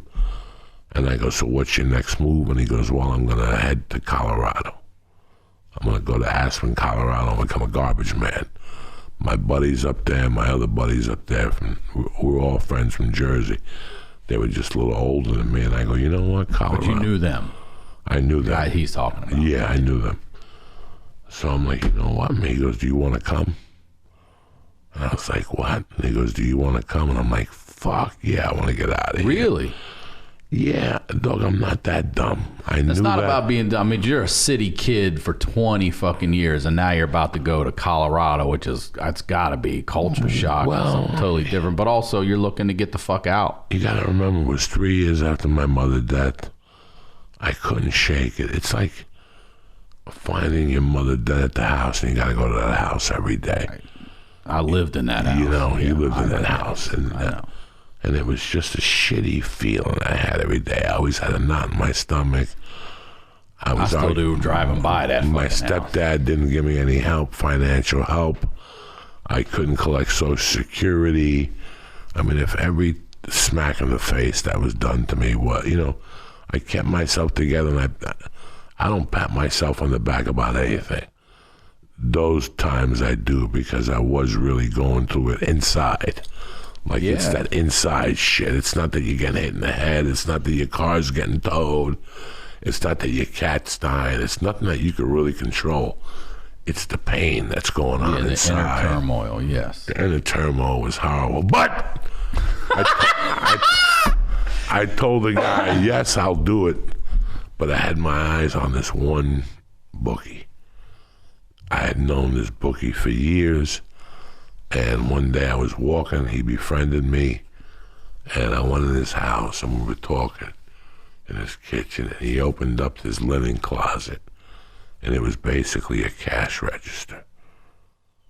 Do you understand me? Yeah, I hear what you're saying. When he opened up the linen closet, like the top shelf was hundreds, the middle shelf was 50s, the under shelf was 20s, and the one under that was 10. The 50s was stacked from wall to wall. You know, I never thought about killing him. I knew that he had a girlfriend that he would visit, and he would just put padlocks on that door. He would put like 3 padlocks. My plan was just to blow the fucking door right off the hinges. So I tell my friend Burkle that, yes, I'm going to go to Colorado with you. But He had gotten a DUI, so he couldn't pay for a car. So I ended up buying this junker just to get us to Colorado. We registered it, we insured it. what was it? Some Buick LeSabre or some fucking car. I'll never forget, in the car was a 135-pound bar, 35-pound bar, 45-pound bar, Olympic Yeah, bar. yeah, weightlifting bar, bench press, yeah. And there were like 8 plates in the back because they were big strength guys. Probably eating that Joe Weider shit. Oh, they were eating that Joe Weider and extra shit. Yeah, right? They were eating Joe Weider and Joe Miranda's personal And Mexican Joe Diaz. supplements. Not my, I wasn't eating, I wasn't. But it was funny, we made a deal. He said, when can you be ready to go? And I go, give me like 10 days. I want to put together some money. I don't want to go out there like a fucking bumpy. So I wanted to rob this dealer. I really wanted to rob this bookie. I set it up so nobody would even think it was me. I borrowed around him, so people knew I was actually broke, and you know, so even if he lifted his eyebrow, he would go, "Well, if they borrow from them, how can he rob me?" You know. I had it all set up. So one day I fucking go over to his house on a Friday to pay him.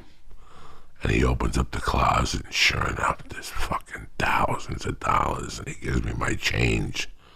I think I gave him like $160, and he had to give me $10 back or something.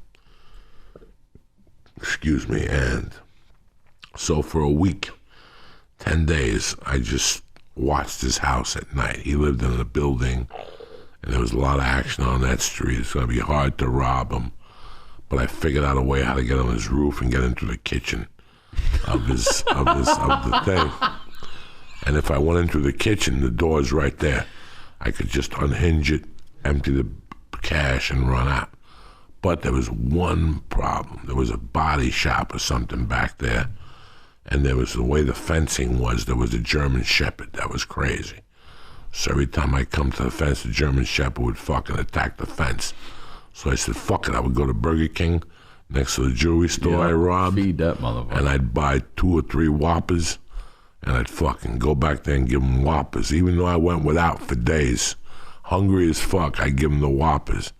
Then I went the next day and I jumped the fence, and he ate the Whopper. And every day for about 10 days, I gave him a Whopper, fries, apple pie, whatever the fuck. He would let me pet him, let me fucking pet his stomach. Yeah, I had Stomach, now you're petting him. Oh yeah, I had the motherfucker down. Who's my baby? You know, who loves you more than Papa? I'm rubbing his stomach. Oh, that's great. And fucking, I got this motherfucker. So it was all set for a Saturday night. What'd you do? Pop the hinges? No, I had all these people set up. I owed like 3 people money. I went to them like friends, and I said, hey, I'm gonna have your money and then some. I'll be back tonight with the mother load. Just wait for me here at 11 o'clock. The lookout driver was my buddy Stinky. I was going to walk up this back way and get onto the roof, and then crowbar his window, go in and crowbar the door and take it off the fucking hinges. I had screwdrivers, I had hammers, I had the whole fucking gift set, you know. So I tell my buddy Stinky, I go, Stinky, because it was outside a Cuban restaurant where I told him to park. I go, if you see anything, beep the horn. This fucking guy goes into the Cuban restaurant and eats. So here I am trying to pry the fucking window. Yeah. Pop, I pop the window. I'm taking the storm window off, and I hear the dog barking. The dog is barking. So I look, and I see flashlights. But I had already heard a cop car stop And when he stopped, he went whoop. You know how they make that little noise? So I knew the cops were on to me.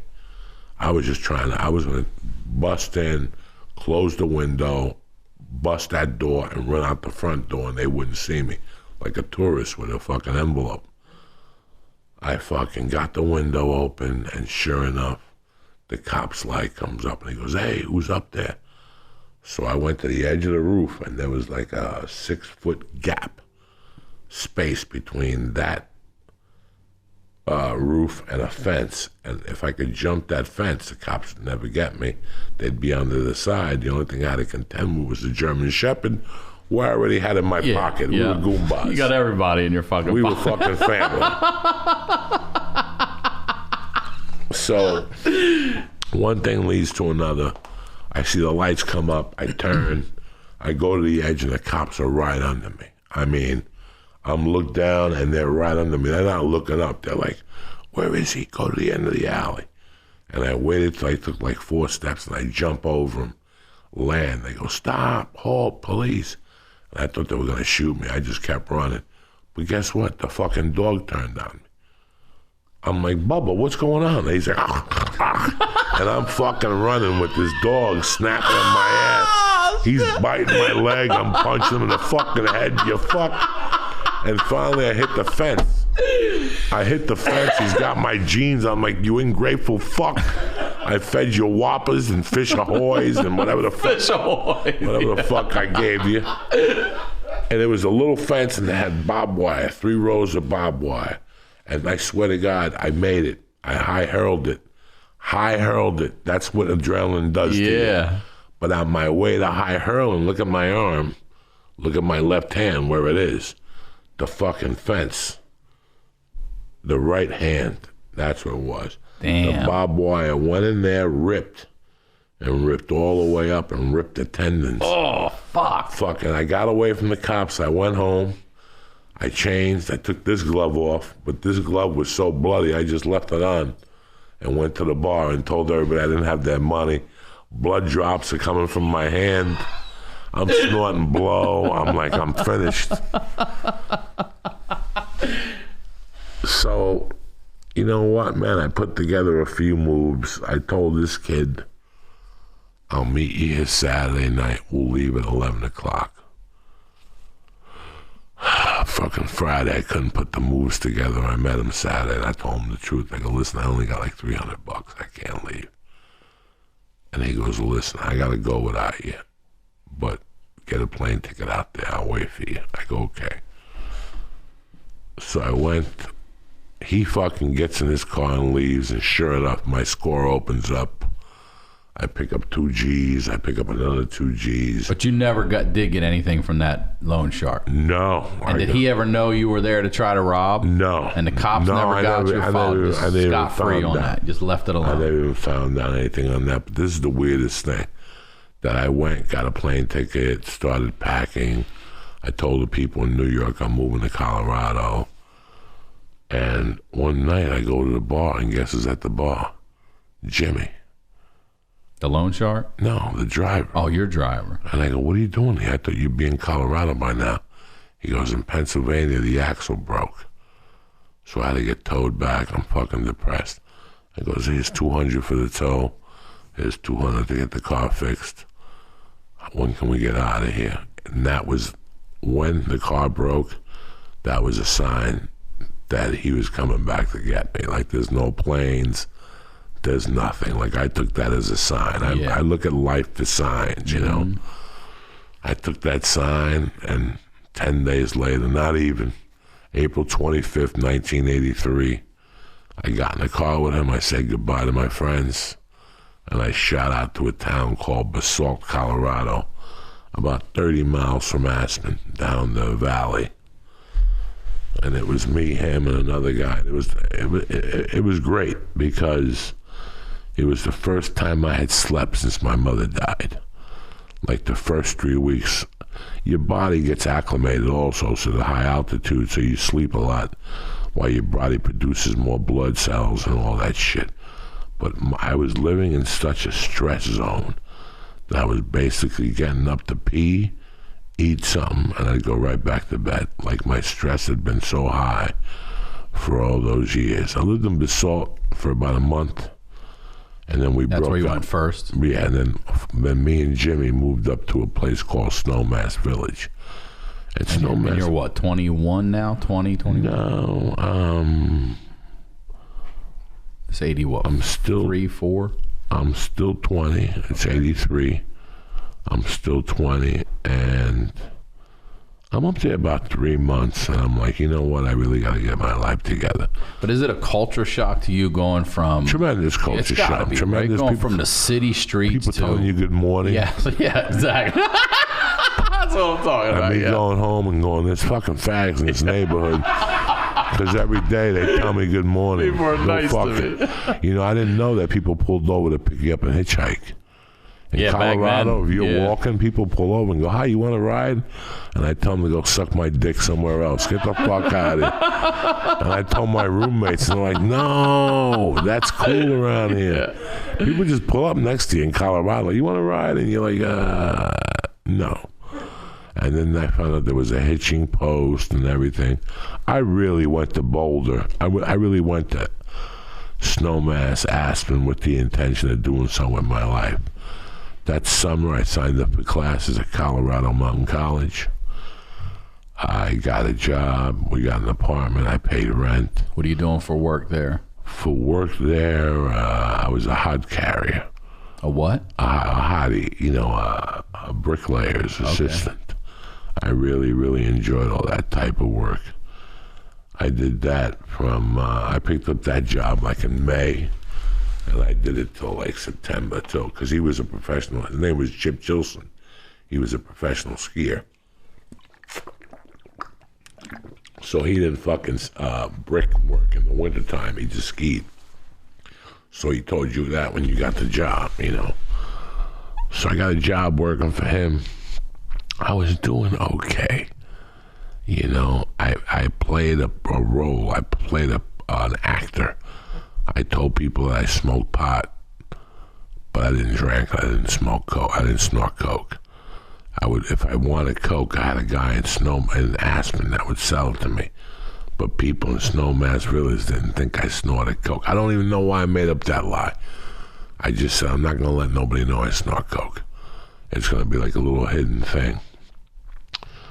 And I was doing great in Snowmass, you know, like July, August. It was amazing, the transformation. I was putting money away. I didn't have a bank account, but I had like a drawer that I had like $600 from. Don't get me wrong, I was still nuts. I robbed my neighbor upstairs. What did you get him for? His name was Ken, and he was from Kentucky. In Kentucky, he was one of those geeks that wore a bicycle helmet with his cleats and rode his bike 80 miles. And shit, yeah, and this guy always came over at dinner time. Like, what's up, dog? We're eating dinner. Am I bothering you? I'm so sorry. You know, we're fucking Catholic. We're from the East Coast. You hungry? Come on in and eat. And every night he would fucking get a free meal and smoke dope. One day he comes in, he's like, man, my mama just sent me $1,000. I think I'm gonna go get me a steak. I go, Doug, what about us? Buy a bag of weed, come share with us. He goes, oh no, I gotta save this money. Once he said that to me, I go, I'm stealing that money. That's all he had to say to me. So I worked him all day. I go, what are you doing tonight? He goes, I'm going up to Aspen. I'm gonna have myself a good old time. I said, all right. So I waited till he left. I made sure I watched him get on the bus, and I ran to his house. I couldn't get into it. I couldn't jimmy his lock, but he had a balcony. So I put together like a table on top of a table on top of a chair, and I climbed myself up. I went up.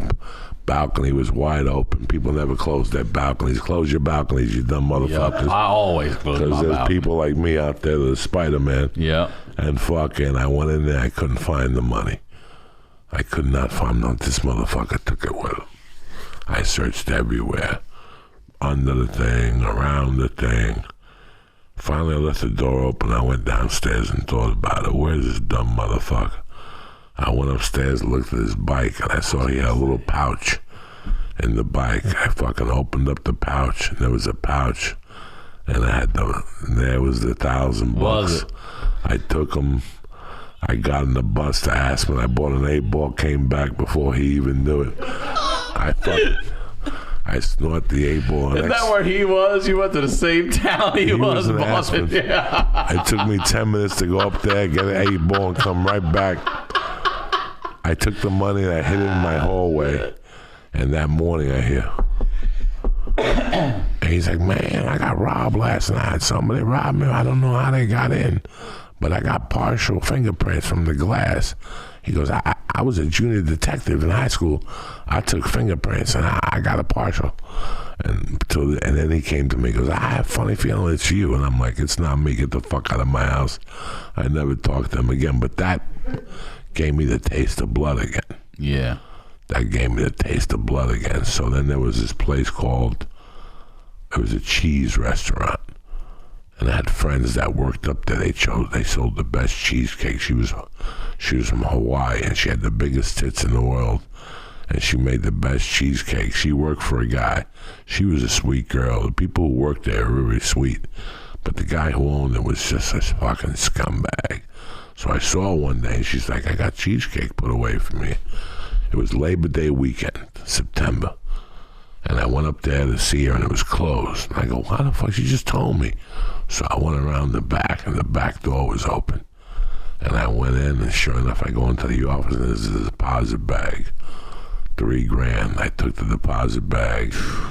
I fucking hid it. Next day, I went and bought an amp, a cassette player, and Madonna's first album. One of the best albums ever, and something else. And that just got my fever going for stealing. Like, it was always in my blood. So even though I maintained my college life and by that time, it was September, so I had to switch jobs. I became an electrician. I had taken an electrical wiring course, and I became an electrician. So I was working for an electrician.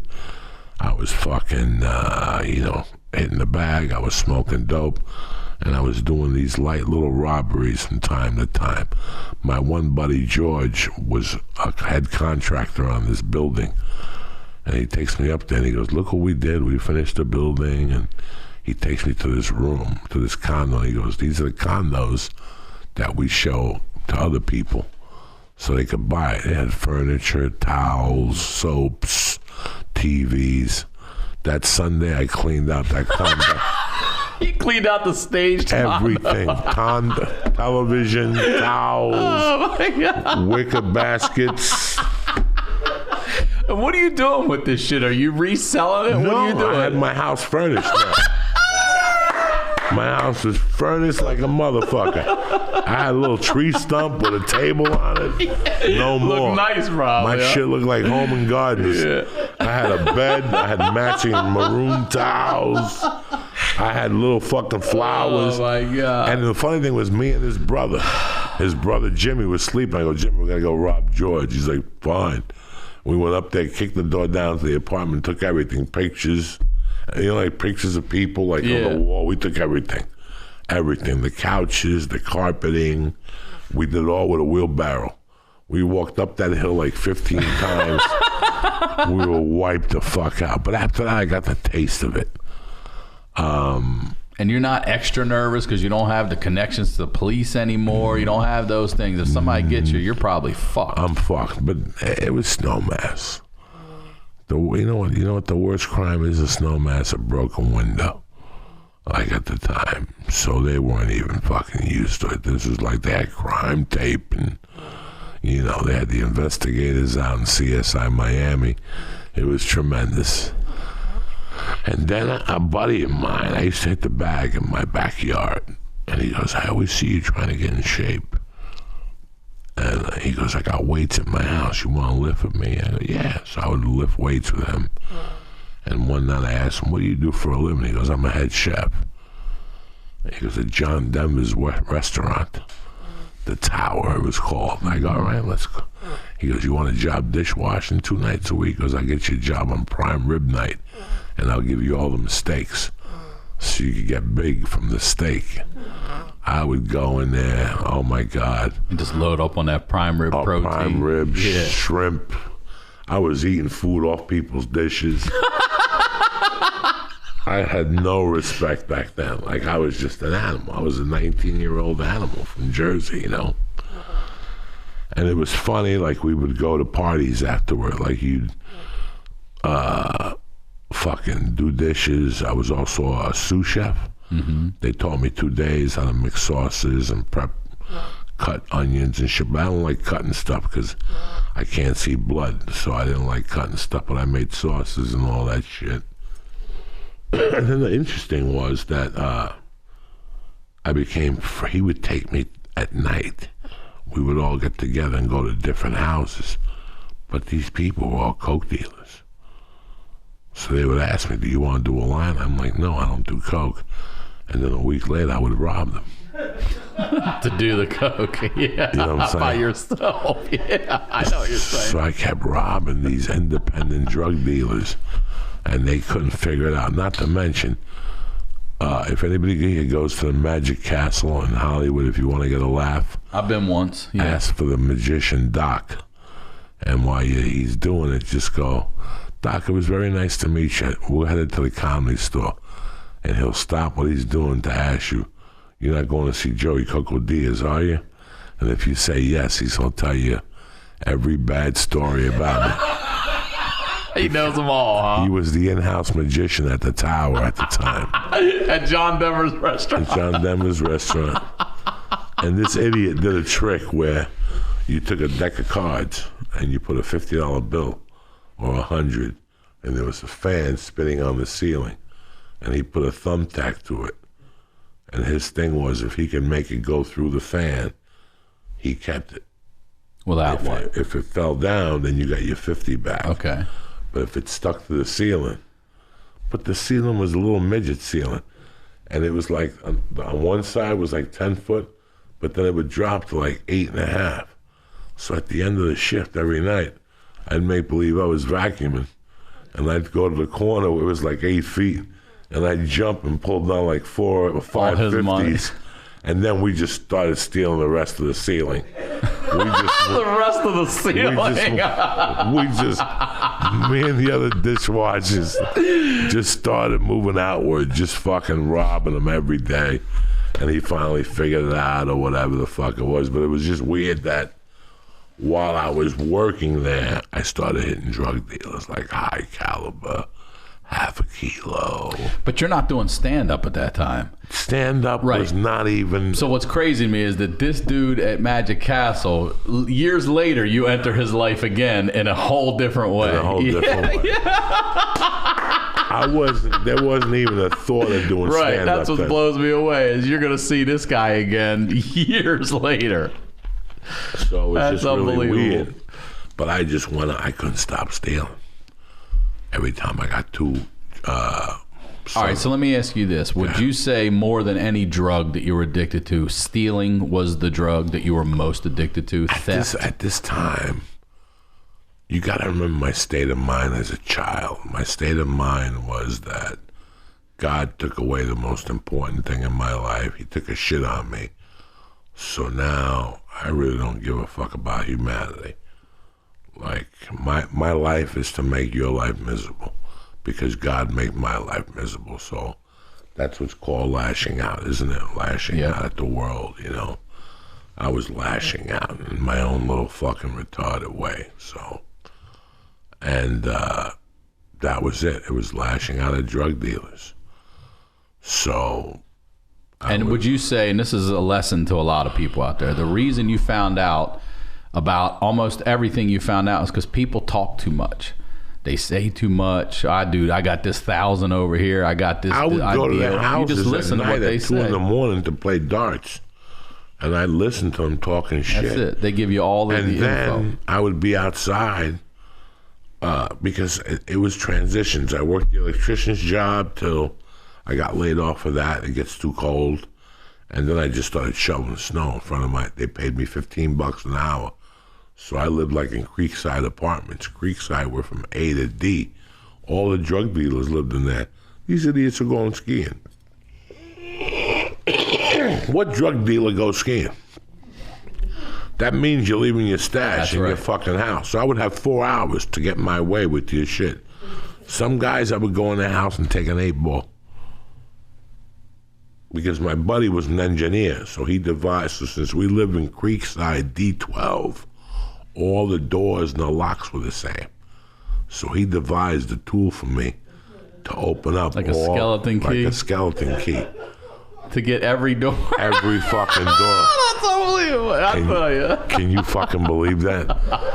So let's say you lived with Bert, and I want to bust Bert's balls. I know Bert has 4 ounces. I would come over and take one, so he would blame you. I would get over there at 8 o'clock, and you guys would be yelling at each other, and I'd be What sitting guys? there. What are you yelling about? What are you yelling about? I'm missing an ounce. This fucking guy, he saw, and I'd be there dying of laughter, like, oh, this fucking retard. You know, it's so funny. I got a call from a friend of mine about 2 months ago. Dear friend. He's in Panama right now. I lived with him in 93. At the time, he was on heroin. And one day, we were sharing a 1-bedroom. We were living with his grandma. I was an open mic comic. And he was a junkie at the time. Now, he's got a business. He's changed his life. He's makes 6 figures a year. It's amazing how life changes. But we're sitting there, and I'm watching this lady come down the stairs with her 2 little kids. And we had like one grill in the back. It was like a community grill. And she's grilling. So I'm broke. I got like $23. I'm trying to put up together $7 to be able to get a nickel bag of weed at 20 and to get a toll and to maybe eat a hot dog in New York. I'm living in northern New Jersey. I see the lady flipping burgers. I go, I wonder if her front door is open. I run up the stairs. I open up the 2nd floor. There it is. The purse is right there with a little envelope, a payday envelope. I take it. I run down. I open up the envelope. There's 8 bills. I take the envelope, throw it in the toilet. I take the 800. I put it in the basement. And I sit in the living room like nothing happened. George, my junkie buddy, is in the back. He just did like a $5 bag. And he's back there like fucking Zombo. And all of a sudden, sure enough, and I open up the door and it's the lady with the cops.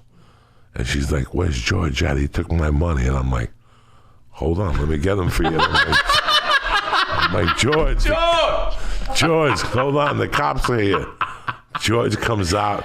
You could see the high jump out of him. The high just jumps out of him. And she's like, you're a fucking junkie. I knew it was you. And he's like, I haven't left my apartment. I've been here all day. So the cops did the report. I felt terrible. He's my brother in half. You know, he's my brother. But I'm loving it at the same time. If you know anything about me, I'm dying. He's trying to talk himself out of it. They even got me in the other room questioning me. Has he left the house? And I'm like, nah. He's been home all day. I don't know what this lady's talking about. Meanwhile, I got the small 800 in the basement. All right, the cops leave. George is like, I can't fucking believe she blames me. I go out to the city. I buy a dime bag. I get a nice steak. I come back. I see him. And I throw him 100, you know, out of respect. I go, hey, man, I made a score. He's like, thanks. And he leaves. And he didn't know about it, that I had robbed a lady. Okay. 20 years later, he's straight. And I say to him, remember the night that you got in trouble for robbing that lady? He goes, yeah. I go, it was me. He goes, you motherfucker. I knew it was you. So that's the end of the conversation. About 2 months ago, I'm in a meeting and I get a call from him and I can't talk right now. I don't even pick it up.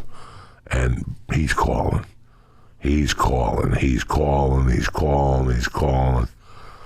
I finally get in the car. I go, George, what the fuck? He goes, sit down.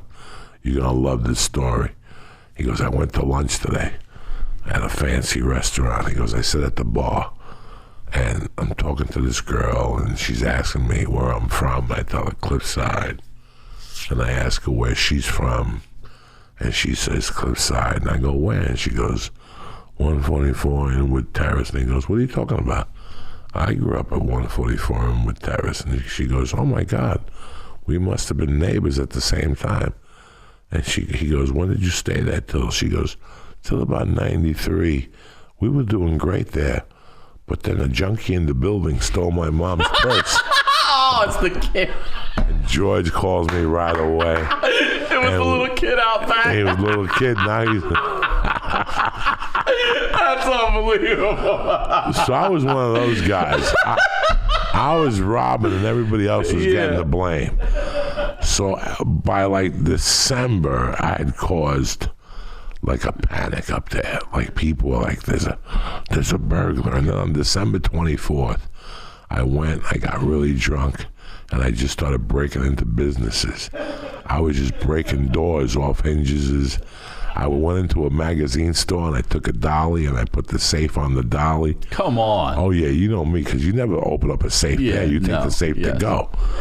So I take the safe to go. I bang it open. There'd be like $3,000. Then I had to dump the safe behind Ted Bundy where he killed the chick.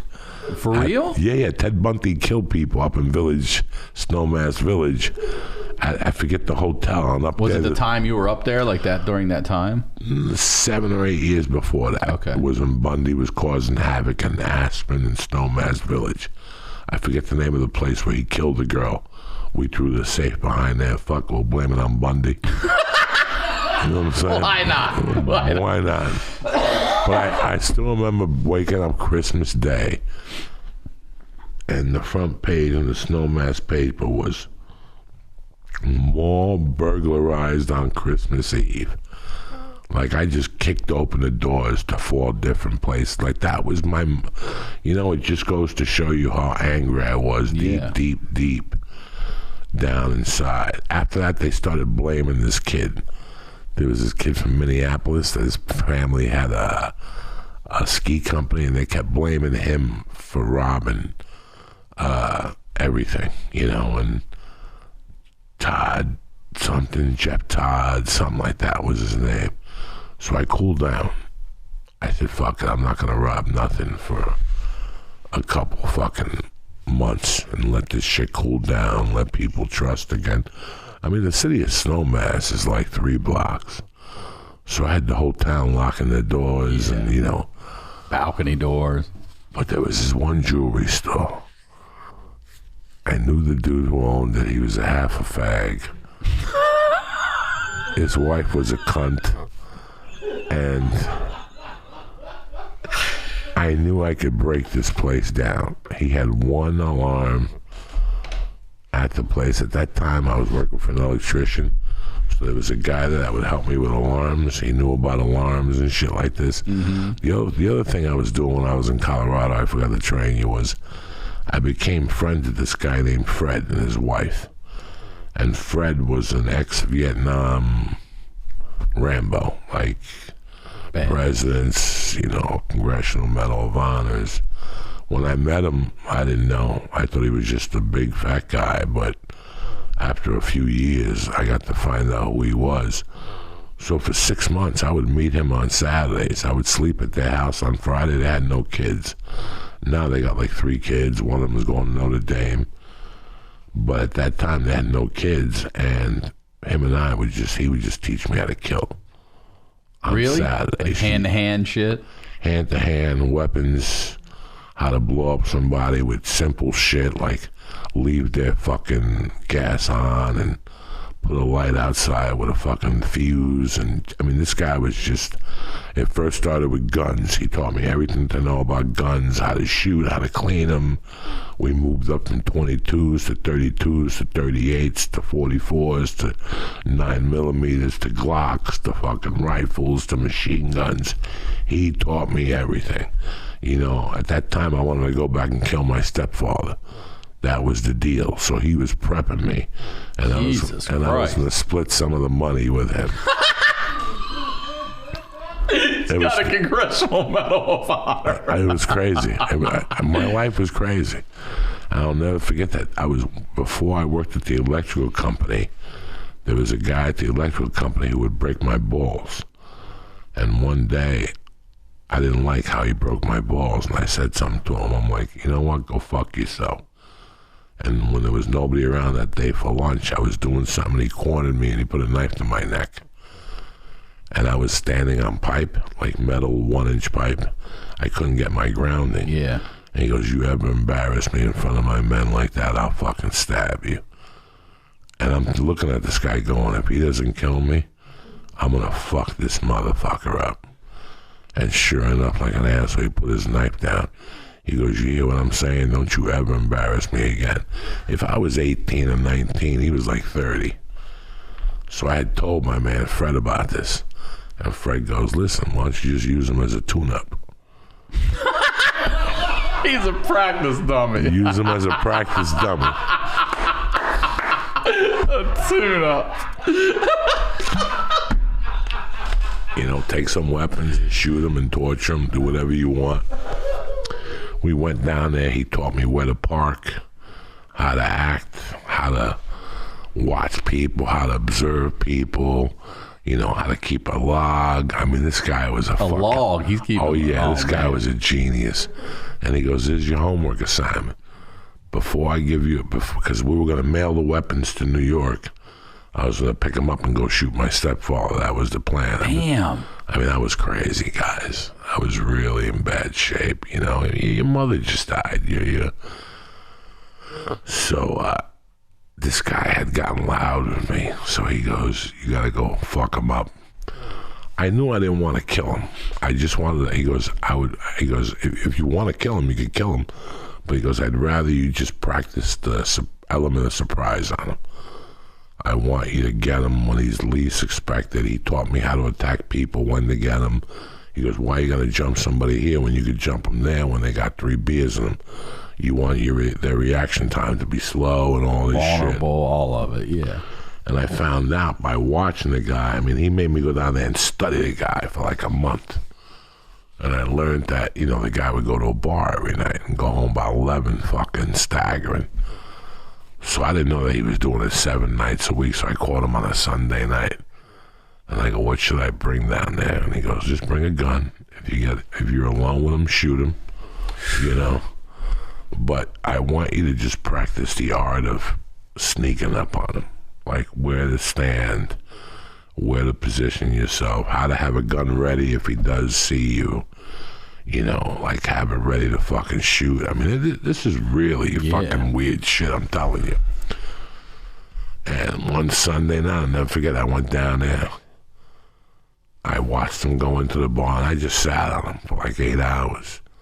Watched him leave the bar. He told me the route to take to get to his house before he did, so I could, as soon as I saw him step out of the bar, I just took off. And I hid my truck a little bit, and I walked with like a rain jacket on. It was cold, so I made believe I had a hood on, a yellow hood. And I'll never forget that he fucking, I had a you know, like fighting sticks. Yeah. I had a half a fighting stick and like a knife and a gun. You had all this on you? And I had all this on me. You know, I was out of my fucking mind. I had the black Charles Bronson hat on. I had the black jacket really? on. Oh, yeah. I was... The safe cracker hat. I was all in. You know me, dog. I'm retarded. And sure enough, fucking... I get behind this, like, side of the house, and I see him, and he's married. And I see him fucking... walk up he was starting to walk up his steps, and I just turned him around and clocked him with the stick, and I clocked him a few times on the legs. It was horrible. The noises he was making.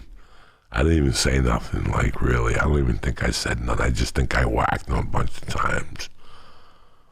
I may have said something, I don't remember right now, but I remember going to work Monday and that motherfucker wasn't there. And Tuesday, that motherfucker wasn't there either.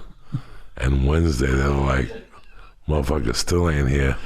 We better send somebody to his house to see what the fuck happened. Moved. He never came back. Really? I thought he was going to come back and report me. Yeah. I thought he was going to figure out it was me, because I think I did say something to him. But you also left your face open, right? No. You did pull it all the way. Yeah, I had the fucking little mask with with the holes, the whole thing. I had the Charles Bronson thing that rolls down. Yeah. With the winter collection. You know what I'm saying? Winter collection. It goes from the longshoreman to the mug. That's what I thought you were wearing, the longshoreman. But it was just so weird. I had such a great life up there. I had such a great, great life up there. And I couldn't control my stealing. And I had all these drug dealers confused. Nobody could touch me. Then this jewelry store came up. And then I decided I'm going home February 1st to celebrate my 21st birthday. Why would I celebrate it out here with these stiffs? Let me go home from the 1st to December 19th and just party for 19 days and come back on the 20th. That was the plan.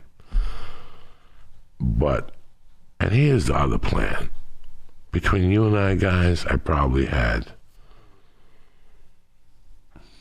no exaggeration, probably 11 ounces of coke.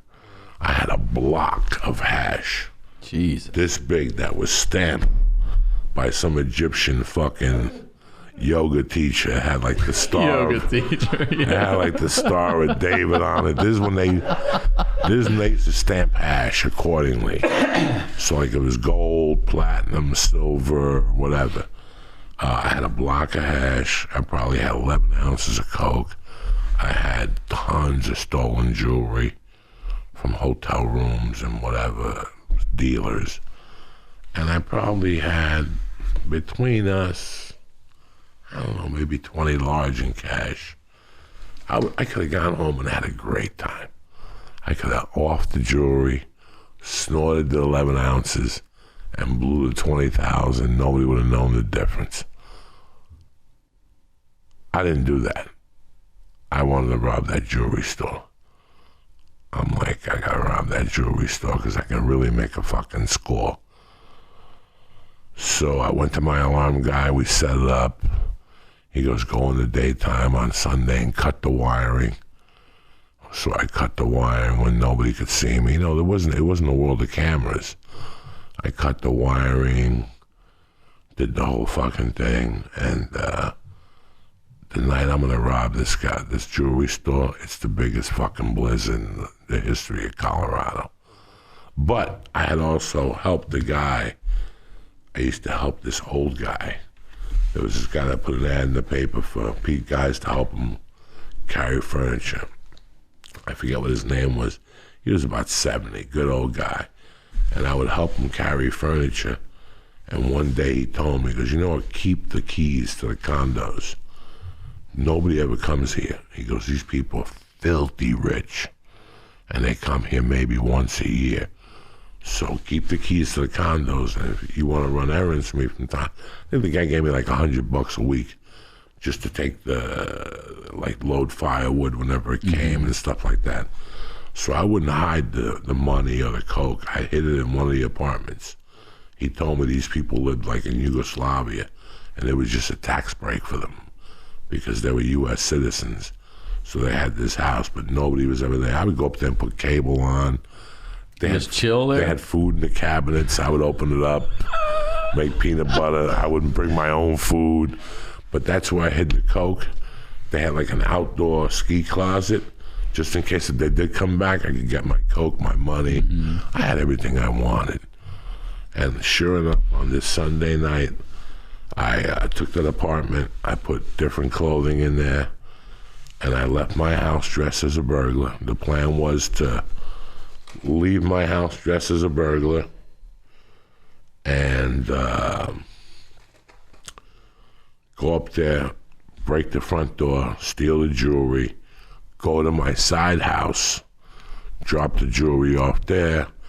By the time I was walking home, the cops would be out. They'd see me.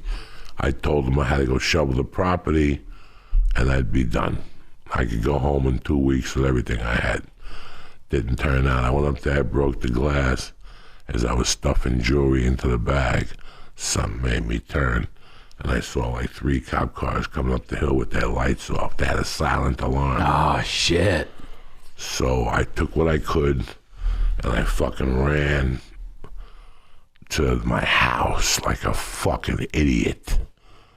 instead of running to the house, stashing the stuff, and then walking, I ran to my house, and sure enough, fucking an hour later, I hear,